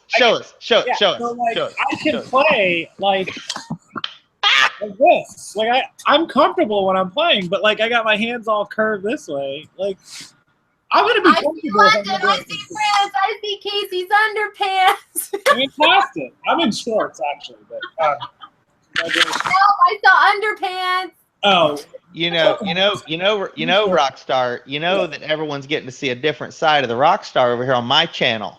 it's cool, man. It's cool. You would never be laying in bed talking about playing video games on the Rockstar channel. So see, it's kind of good. Everybody gets to see that you're actually not a machine. He's a machine. From Rocky. He's a machine. Wait, I'm a robot. I'm sorry. I'm going to wait for all the people that did a 24-hour stream to speak right now. Chirp, chirp. Just waiting. I am a machine. Listen, everybody's like, you and Lindey should do a 24-hour stream. And we're like, no. with like six. We got 6 kids between the two of us. There's no 24-hour streams, people. It's not going to happen. Listen. So, anybody that wants the real true story of a 24-hour stream, just watch part 3, the last 4 hours. I can't even tell you what we talked about or who I was talking to, for that matter. Well, I don't know. Oh, I can. And I was like, and I was texting Casey, are you coherent? Do you actually know what these people are talking about? And he's like, no, listen, let them talk. Just stay out of it. I said, all right, you got it. You got it. Listen, the longer they talked, the better, because it's like Casey's like, there's no more. I can't. I've got a bladder bag plugged in right now because I can't drink any more Red Bull. This is just not. It's not happening anymore. I don't even know who that last guy was. Mike Nagel. He gets some awesome. He's from Cleveland. I don't know how the guy's not loaded rich, because he gets the craziest stuff from his. He's got a Savers. He got a T-shirt he sold for $1,200. A T-shirt. He sold for $1,200. Hey, you know what I realized though? Speaking of while you're here, and Lindey, I realized that there are no links to me and Lindey in the first 18 hours that we were actually on. You put our links in like the last piece that we're not actually in, and I'm like, how did that? I was hoping people would forget about you guys by that point, and then somebody would have to watch like 24 hours to get to the point where there's that was my other channel. That was my other clickbait. I figured that would be a way to get them to watch the whole thing, and then they would forget about you by then, and the links wouldn't matter at that point. Nobody, listen. People have cleared it up for me in the chat tonight. They're like, "You're just so rude to us that some of us can't even stand to watch you. Most of us even unsubscribed. We're unsubscribed from you right now. Unsubscribed to you? The only reason that they're here is because of you and Lindey tonight. They were forced to be here just to get their time with you guys. Is there like a Rockstar chant going on? Rockstar. No. There was a Dave chant going on, though. Yeah. And I did not start that chant. Lindey, tell the story. Tell him. I did not start it. We were sitting here quietly in chat when that started. Okay. So this is, Casey, this is no. This is the legit story. This is the legit story. Dave and I were on Hangouts just kind of talking, and we were both kind of simultaneous. I wasn't in the chat because I didn't want to stir up anything else.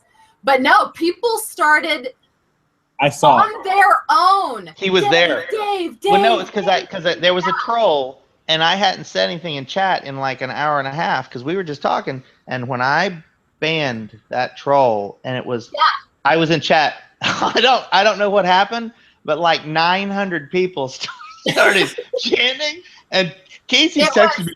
He texted me.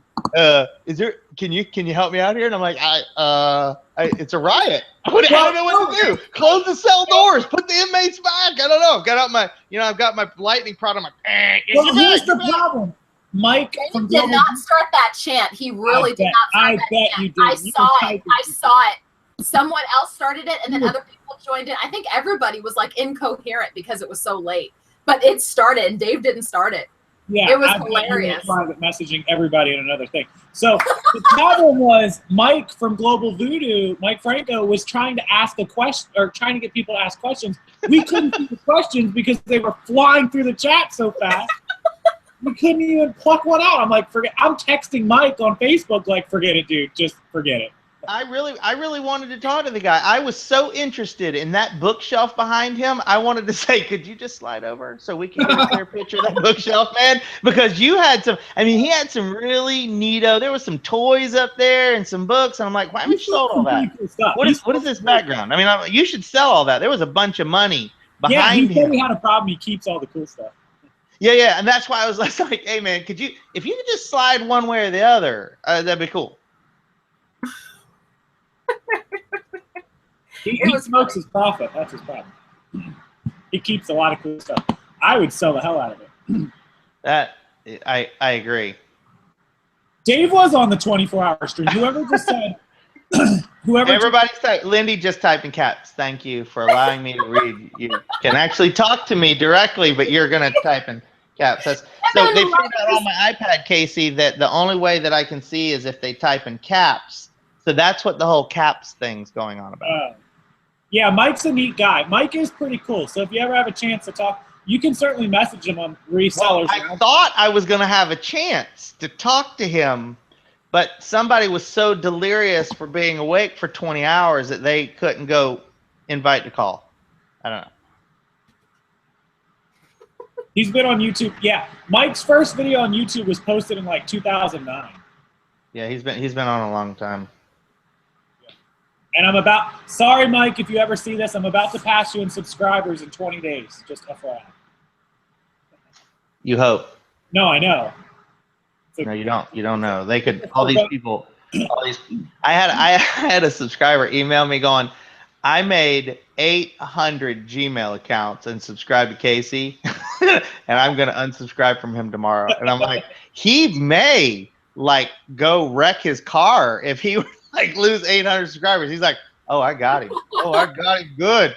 I got him. The next time I see him at Goodwill, I'm like, oh my God, you actually know? You know this. I'm reading this email like, oh, Casey.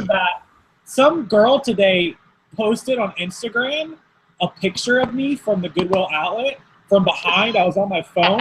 I was talking to you on the phone, and she took a picture of me while I was walking away from her. I don't know who she is. Her name is Carmen. So Carmen, if you're watching, took a picture of me, posted on Instagram, tagged me, and like hundreds of people saw it. And I was leaving because I was on the phone with you, and I was leaving, and I saw this tag, and I'm like, oh my God, she didn't come say hi to me, just took a picture from behind of me and posted it on Instagram to thousands of people. She's like, I saw what he bought, and I'm not going to let that happen again. That's it. She was happy you were leaving so she could buy something because you were trying to buy everything. No. Thomas Wilkinson knows Brandon Boulevard. He must live around here. He also said he saw my car at the Goodwill outlet. He lives in Thonotassa. He lives right up the road from where I lived off McIntosh. Oh, nice. Yeah, he said he saw my car at Goodwill before. Everybody, that's a problem when I pull into like Goodwill or Salvation Army. People like, if they didn't even know I was there, or didn't stop, they just see it and they come running in, or they stand at my car and wait for me to come out. I'm like, ah. See, that's his version. Let me tell you my version.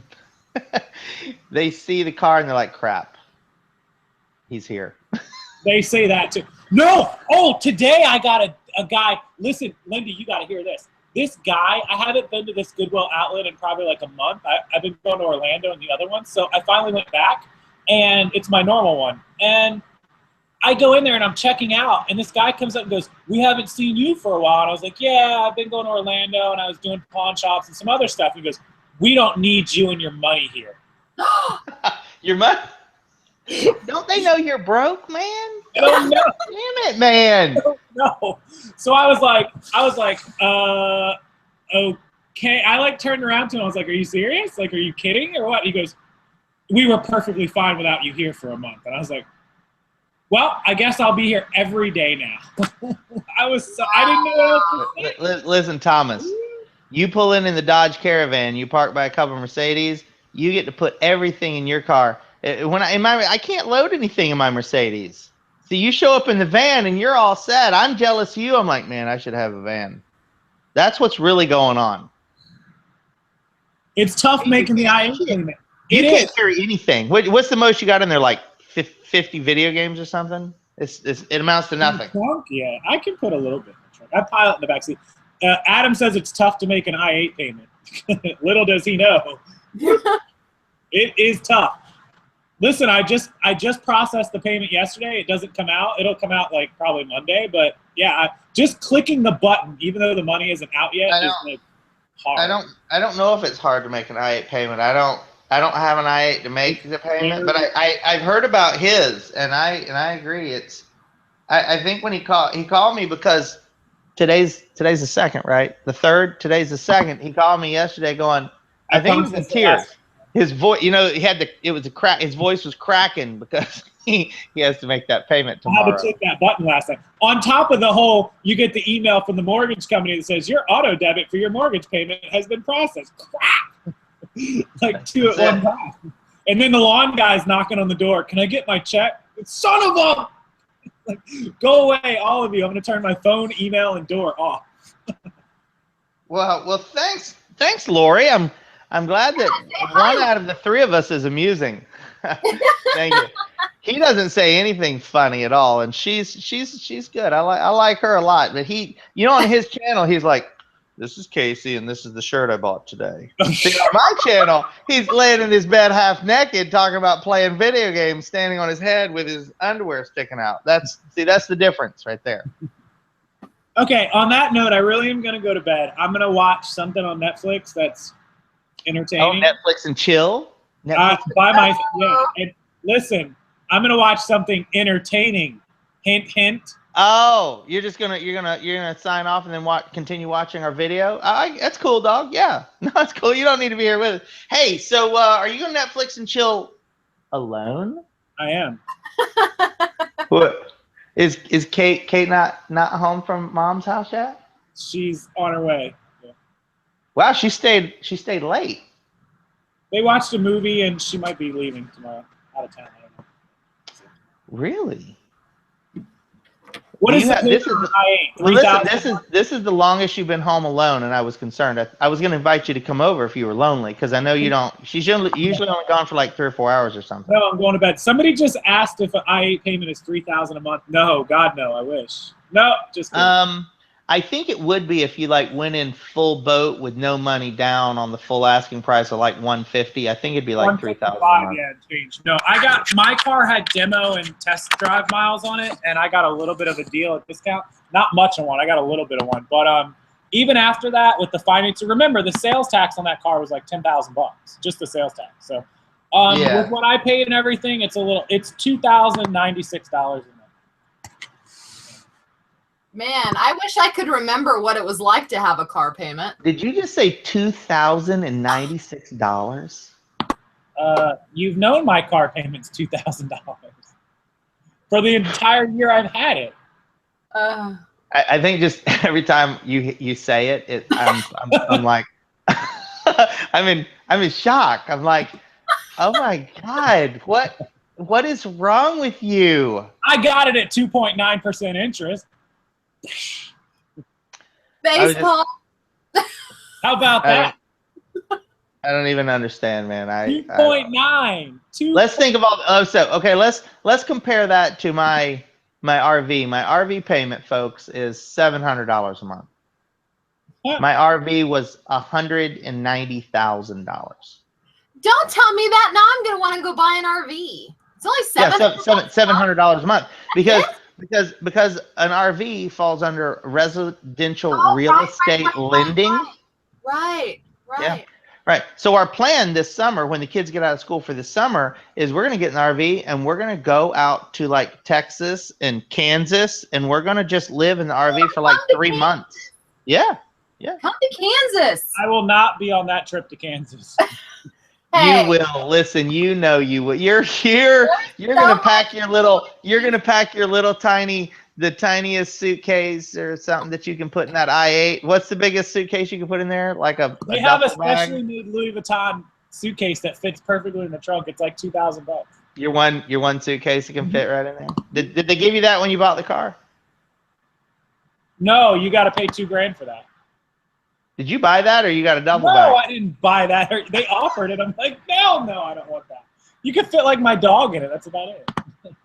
I'd put some laundry. I'd put some clothes in a a grocery bag or something to put in that car. You can't carry anything. We even have a washer and dryer in our RV. So see, here's what we'll do. You just pack a big old suitcase or something. You give it to us. I'll put it in the RV and bring it with us. And then when you get out there, yeah, then you'll have everything you need out there. We're gonna do a 3-month sourcing trip out across the Midwest. We're gonna show everybody how you can get up every day and you can make $1,000 a day traveling. That would be something awesome for YouTube. I bet people would love that. I know. So Dustin says, imagine how much money I could make if I invested $2,100 a month in reselling. And then Jason says his Kia Sedona was less than one of my payments. Hold on, I'm going to put a disclaimer out there. Never buy a car like I bought. Don't do it. It's completely just dumb. Just don't do it.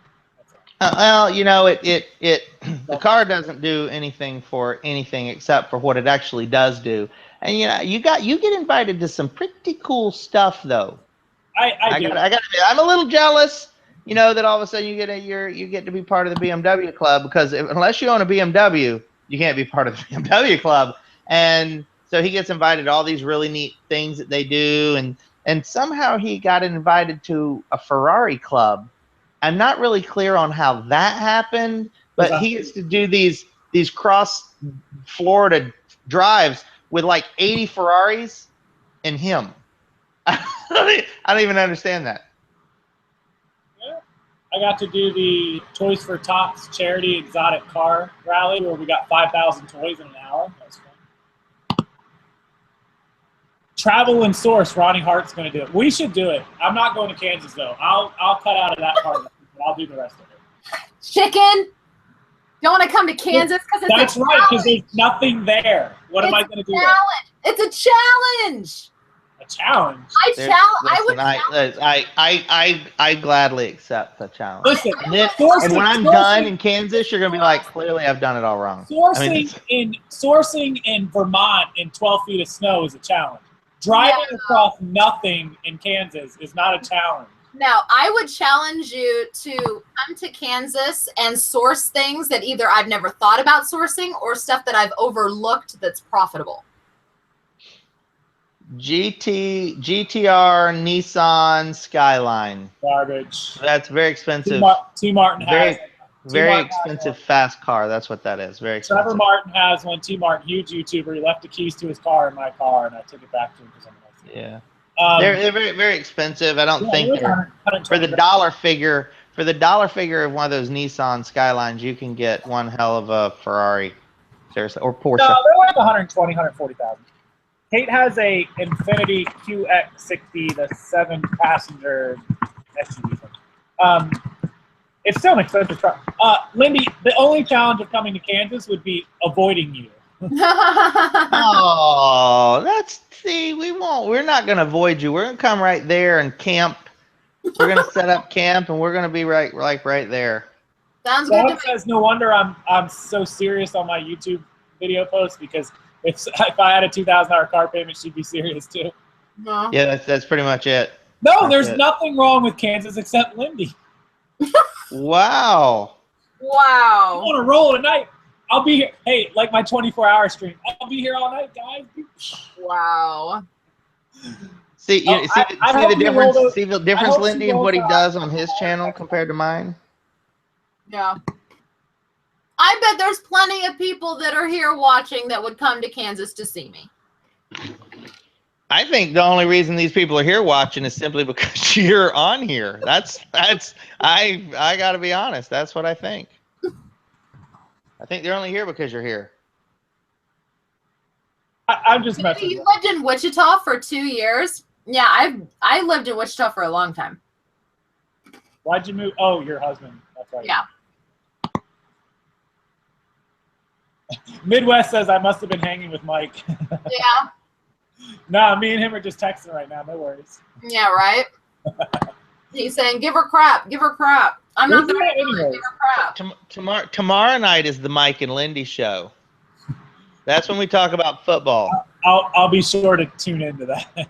I'm sure. Wait, I do tune into a lot of live shows. Don't hate. I watch shows as much as I make them. So. That's pretty funny. Never had to lock it. I would come out to Kansas. On a serious note, I would love to travel and source. I'm not doing it in the I-8 though. I already took a road trip in the I-8. I'm not doing that again. That was crazy. It was fun, but it was crazy. You don't drive a supercar across the country. It just doesn't work. All right, gentlemen and lady, enjoy yourselves. I'm rolling out.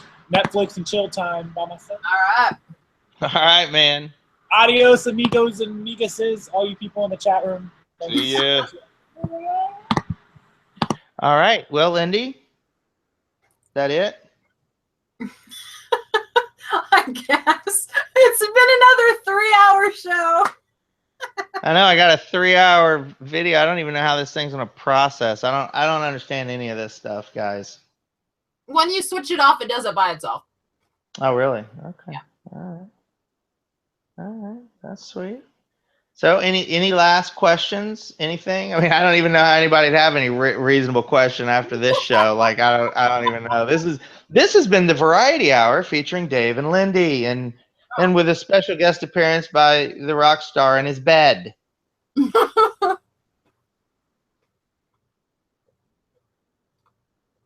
Something about wholesaling. That would be a big answer that I'm not sure I couldn't. I'll make a video about it if you like. I couldn't answer anything. It's not that big. Come on, that's too big. You need to teach me how to get into private labeling yoga pants. Okay, so let's do the beginning. We can do the beginning steps. So there's a whole bunch of people selling like all the printed. What are they called? Printed something pants. What do they call them? They're not called printed yoga pants. They're called printed something. Okay, so anyway, go on Amazon. Leggings, right? Printed leggings. That's it. Printed leggings, right? So you're gonna need to go on there, and you're gonna buy some of the $9 ones from a couple resellers. Get them in, see what the quality is. Then once you've got them in hand, you'll be able to go to AliExpress, and you'll be able to find some resellers that are selling those, and then you can request samples from them for a couple of dollars each to verify they're the same. And then you'll know that you're dealing with apples to apples. And once you have that information, then you'll be able to go over to Alibaba and find the actual manufacturer. And then you ask them for samples again. So then you've compared all 3 samples and you know you're dealing with the same stuff. This is stuff you like and that's what you want. And then you can make a deal with the manufacturer to bring in thousands of pair. Then you come up with your brand name. And while they're in route, you file your brand registry with Amazon. You're going to need to get labels made and packaging made with your brand name. You can also go back to the manufacturer and you'll ask them to brand them, put your name on the label for whatever gets to you. And the packaging, however you want them packaged, so you don't have to do any of that. And then by the time they get to you, you'll be set to go. And then you'll go on eBay and you'll buy 1,000 barcodes. It's cheaper just to go on eBay and buy already pre-set up barcodes, and then you bring those in and you actually barcode. You're creating your own UPC basically. You can already buy UPCs on eBay from people that print out tens of thousands of them, because once you register that UPC with that brand, then that becomes your UPC, and then nobody's going to be able to jump on your listing. Then you're all set to produce your first FBA shipment. So that's kind of the beginning steps. That'll take you a good solid few months to get that going. Then it would take you the next 8 months to build that brand up, doing getting people to give reviews and feedback, and that's kind of what happens. Very uninteresting, wasn't it? It would probably be a long time before I did something like that, but that would be pretty cool. It is. I do a lot of that, and that's why I was saying, like, I buy all this stuff continuously, checking out the qualities. Like I just got these. I'll try to put them up in front of the camera so everybody can see them. This right here. These are syllable made. They're called syllable. They're Bluetooth independent earbuds. So this is what kind of all the technology is going to. And so this is like the first of the 10 pairs that I've ordered. And then once they come in, then I'll go and I'll figure out who the manufacturer is once I decide which ones I like. The problem with these, the radio frequency is very short, and I've had them for about 4 days. And every time I've used them, the right ear will disconnect from the left ear, and then within seconds, it'll reconnect again. Very annoying because of the frequency that these particular units are using. So when the next ones get here, I'll verify whether or not it's got the same frequency, so it has the same disconnect problem or not, and what other problems it has, because I'll use them. So it's not like I buy them and I open them, I'm like, oh, these things, they feel so nice and they look good. No, I want to make sure that the stuff works. And if it works and it can survive me, I'll give them to my 8-year-old and she'll play with them, and then we'll know what they're really made out of. And then that's kind of the process that I go through to make a determination if it's something that I'm going to pursue. Because when you go to pursue something like this, even at a couple bucks a pair, I mean, these are selling for like $12, $13. You know, for me to buy these for, you know, a couple dollars a pair and have them packaged, labeled, screen printed, I'm going to be $350 into these things. I got to buy, you know, between 5,000 and 10,000 pair of them to get them like I want them. So see those, the idea, I see, this is just me personally, and I know people are all different, but me personally, the idea is cool, but I would never buy those because I would lose them. 2 little random earbuds, I would lose them. Without a doubt, they would get lost somewhere, or I would lose one and wouldn't be able to find the other. See I don't even have it here, but you know, like what you're wearing around your neck, the one with the band, I love that. I will probably, when mine dies, I will probably buy another one just like it. Because I like that it hangs around my neck and I can pull out the earbuds and just let them hang. Right. Am I echoing? I had to my Echoing, yeah. I'm echoing. All right, okay. I want to turn you way down because my headset that I was actually wearing went dead. Uh-oh. So these LGs right here.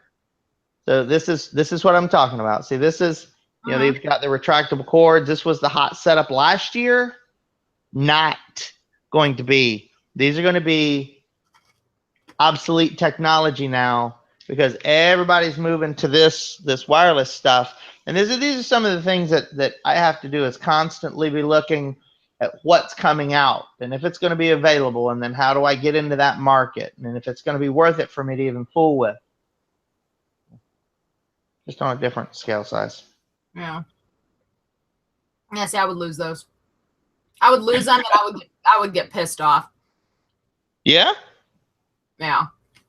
I love the one with the band that just hangs around my neck. I use it when I'm sourcing, when I'm in the car, because I like that there's some substance to it. I can feel it. I know it's there. And then if I get off of a call, I can just like pull them out of my ears and let them fall. I don't have to worry about having these 2 little nuggets that I need to find a place to put if I'm not wearing any pockets or something. Yeah.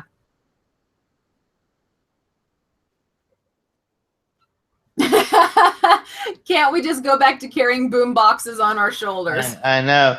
You know, that's a good question about the frequencies, because these things are actually using FM frequencies to communicate with one another. So the left one is your Bluetooth, and then it duplicates the stereo signal, which is very easy through an mini FM modulator inside these. So it's got a transmitter, and that's how it produces the stereo sound.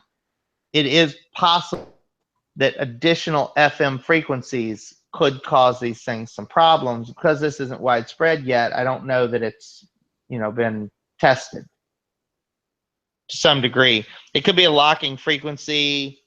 It could be rolling.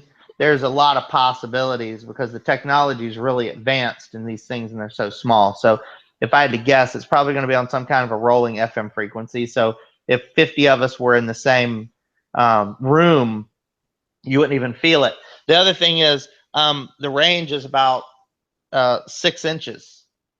That's it. You get these things any farther than 6 inches apart, they disconnect. So that's the other thing that you have to look at. Yeah. They ask me questions. They're like, "You didn't need to really get into the technical specs of this." I'm like, sorry, it's kind of the way it works. Sorry. Oh, there we have. I bet those things cause cancer, and then my kid would eat that. That's it. That's right. The first cell phone was a ginormous 5-pound box with a handle with a corded handset on it. That's right. And we used to have to dial access numbers. So if you left Tampa and so I went to Atlanta, I'd have to dial a 404 phone number and then dial whatever local number I was going to dial so it could access the cell tower and then make the call. Yeah. And it was, $9,000 to make a phone call. Yeah, right. I used to get phone bills that were $4,000 or $5,000 a month. It was ridiculous. Oh, Jesus. That's Because I had to be a cool guy with a cell phone. Like, I wish I had all that cell phone money. But that cell phone made me so much money, it was ridiculous. So it's it was a trade-off.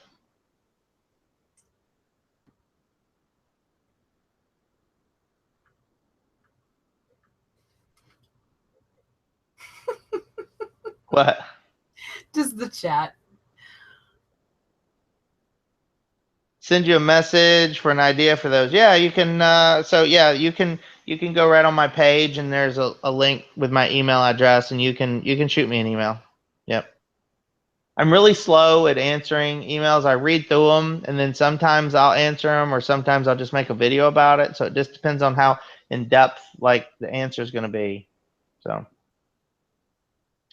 And I'm actually would like to get to a point where all my subscribers will shoot me an email, so I have their email addresses, and then I can email back and forth with them whenever I come up with product ideas or something that could be regional to you. I'll just kind of email everybody and go, "Hey, there's a huge shipment of Chupa Chups. Shut up. Run out and buy them immediately." Don't tell everybody about Chupa Chups. That's right. As if I didn't already, is what I say. I know, right? Well, that was interesting. What he was talking about what was that? The gum. Who was it? Was somebody in the chat was telling us about the gum from Big Lots that they were buying for $1 and selling for $10 for a case on eBay? I must have missed that. It was in the chat. Yeah. Somebody. I don't see. Well, shoot. What was it? So sorry you missed it. Please give me a second, Your Majesty, so I can look this up for you. Look it up. I think it was way back there. I don't even know if she's still in the chat. It was Diane, I think. Anybody remember the whole gum thing from Big Lots? I don't know who all was in the chat at that time. Some kind of gum we could buy at Big Lots for $1 and cases were selling for $10. Anybody? Huh. I'll have to look. I scratched some notes down while we've been paying attention here.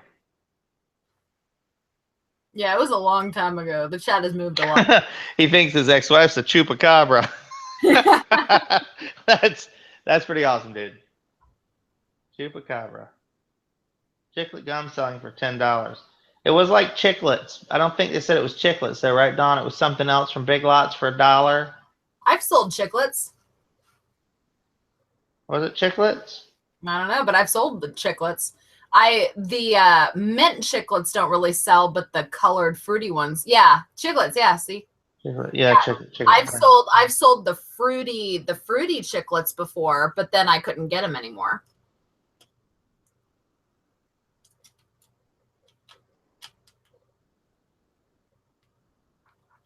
What? buy bleach at the dollar store and take it to the auction house, and No, people pay $6 for bleach. That's pretty funny. Oh my gosh. There you go. Clorets gum. That was it. Clorets. Right. Clorets. Huh. Clorets. Is that gum, or are those like some kind of throat things, lozenges or something, cough drops or something? I had no idea. Yeah, Big Lots are one of those things where I don't ever talk about going there because it would be like it's not so cut and dry to be able to find stuff at Big Lots to be able to resell. Yeah, And so when it comes to dollar stores and like 99 cents, Dollar General, Family Dollar, and Big Lots, and then there's like Save-A-Lots and all these little independents. There's actually a group of distributor wholesalers that you can actually contact to buy the same material. They don't care who they sell it to. They'll sell it to anybody. So it's not even a matter of you can, if Big Lots is selling it for $1, you can go buy it for one of these distributors for like 50 cents. But in some cases, it's just easier to go to Big Lots and buy it from them.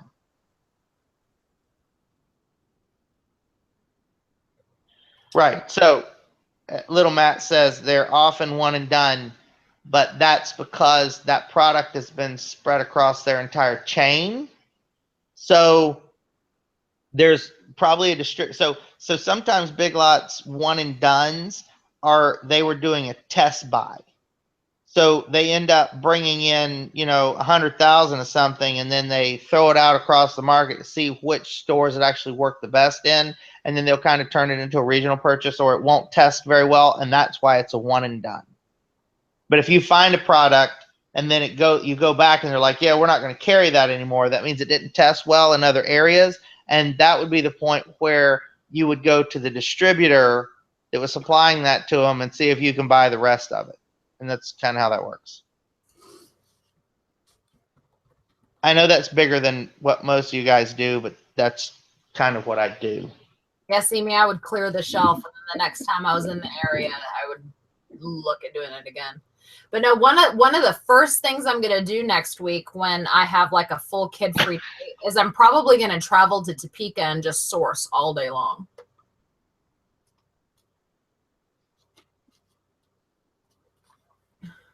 So Lindey doesn't usually stay up past midnight? Is that I don't. Not on live streams. Well, sometimes I'll stay up until like one listing,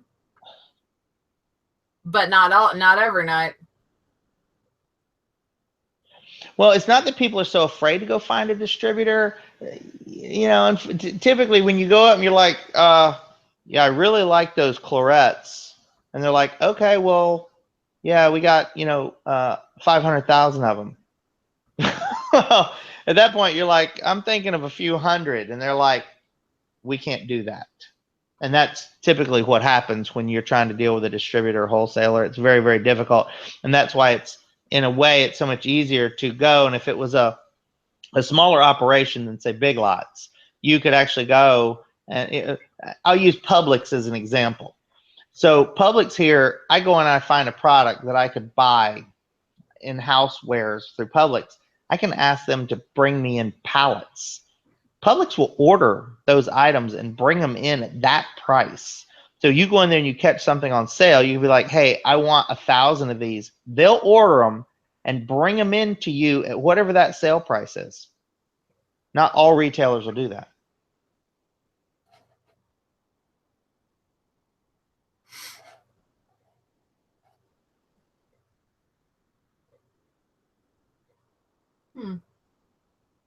Yeah, so yeah, you can, there's just like you said it, you'll see distributed by so and so, and then you can call the distributor and you can find out who like the wholesaler is, and sometimes they'll even pass you that information, so you can pass that distribution point unless there's an agreement in place. Then you go backwards to a wholesaler. You can always start with the manufacturer, and they'll give you like 3 or 4 wholesalers that'll move you out to distributors, and that's how you learn a lot. You can work your way through these networks, and you'll find endpoints where they've got agreements in place with people that are not Big Lots, that are some mom and pop shop that's got some friend somewhere that got something set up, and you can go to those people and buy all you want through, a very small operation.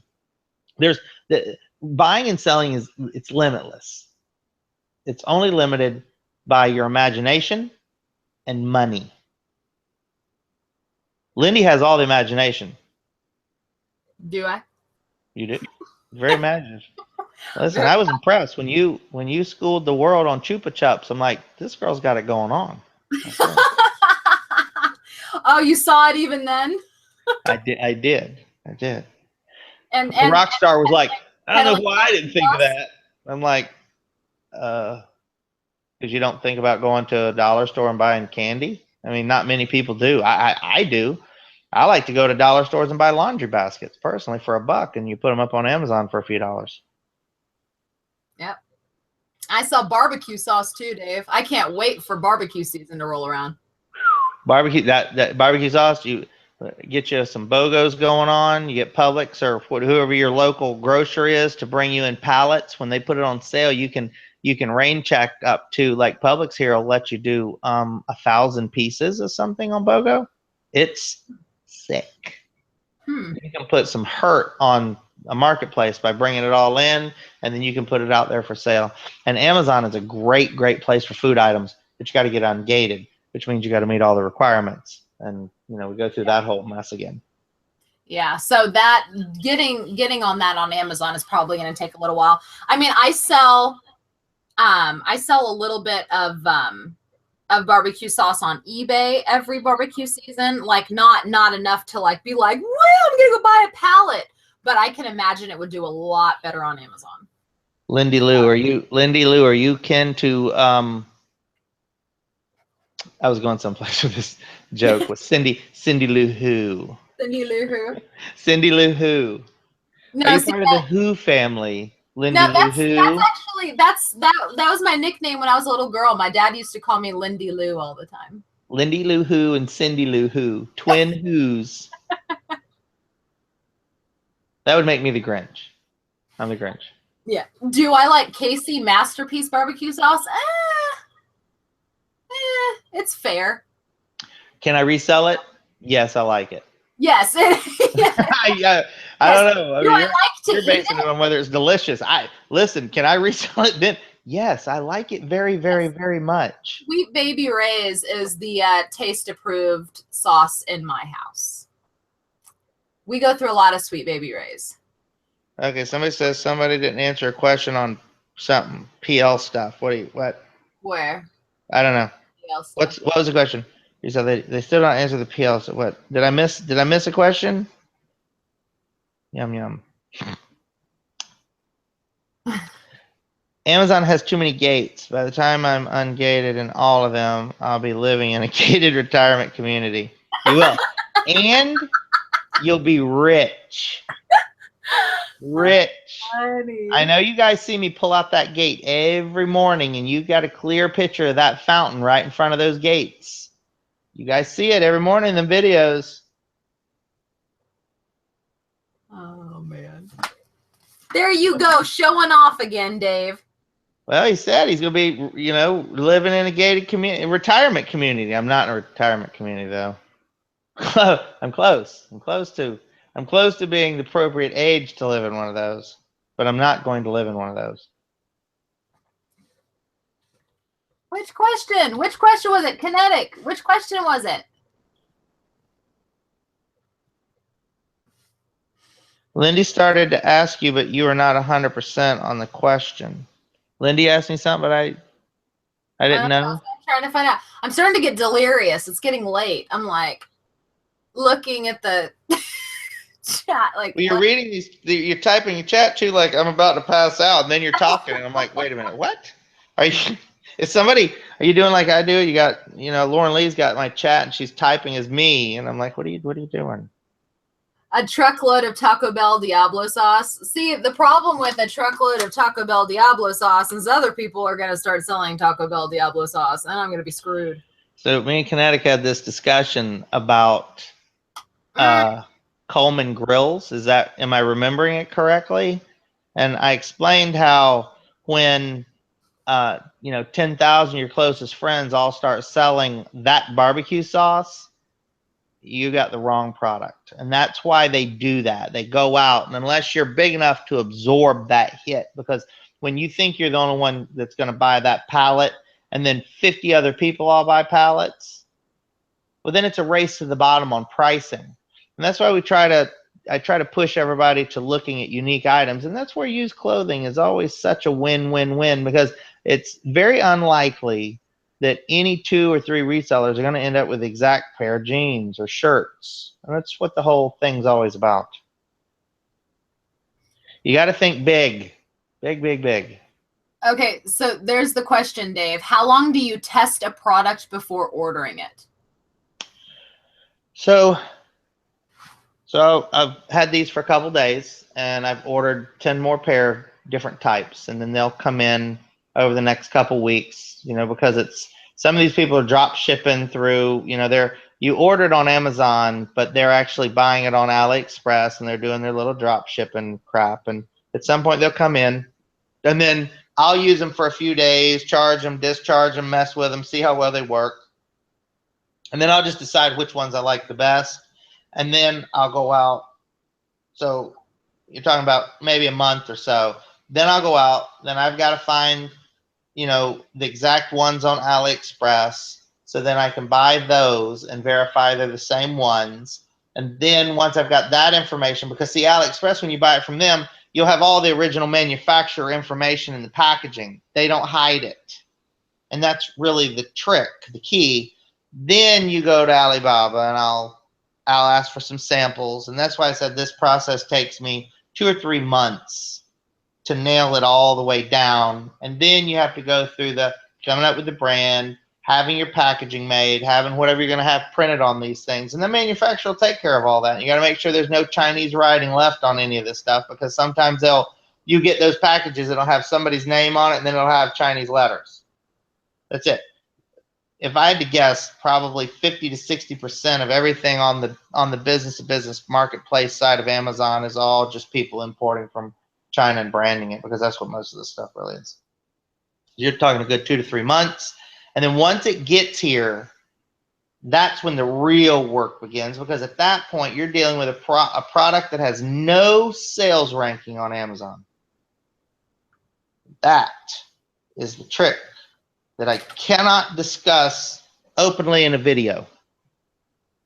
At some point, 100,000 people are going to email me, and we will discuss it privately in emails, but I cannot do it in a video, because I will put my own self out of business and power a whole lot of people that have no business trying to do what I'm doing.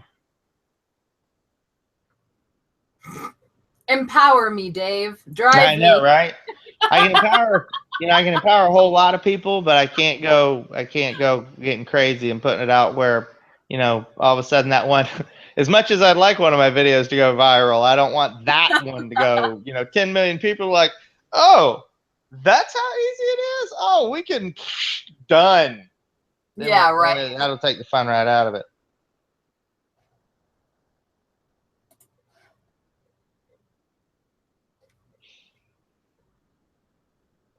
Bluebell ice cream.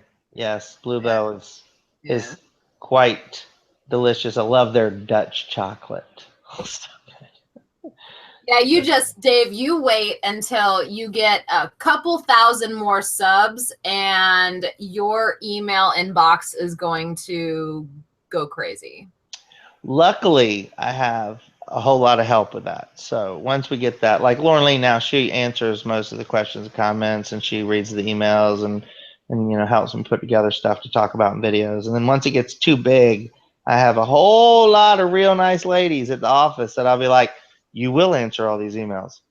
But see, that's the thing too. Like, I was thinking to myself, I was like, well, I could have an assistant answer emails and stuff for me, but they don't have my knowledge. So no, they don't answer the emails. So what we do is she makes a summary of everything that everybody's asking, and then I sit down and we'll go over it. And like Lauren Lee, she's slick. She actually sits and watches every one of my videos. And if I've addressed it in a video, that's where she gets the answer from. Otherwise, she just kind of summaries everything for me, and that's where all the answers. And then I just answer it for her, and then she can type like 10,000 words a second, and she's just like, and it's done. And I'm like, can't type. All right. Well, Mayfield's pretty good.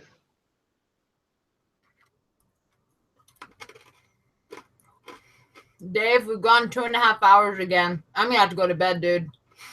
Got it. All right, guys, you know what this means. This was drive time. I'm the driver. She was riding in the back seat. I was chauffeuring her around. And this is the way it works with drive time. You ready to sign off? You doing your call? Is that your call sign? I don't know what your call sign is. I don't have a call sign. I'm eating and she's it. I have my call sign. You know you almost eat. Like I don't think I haven't been in a video with you yet without you eating. You know that, right? When we pass like an hour mark, I get hungry.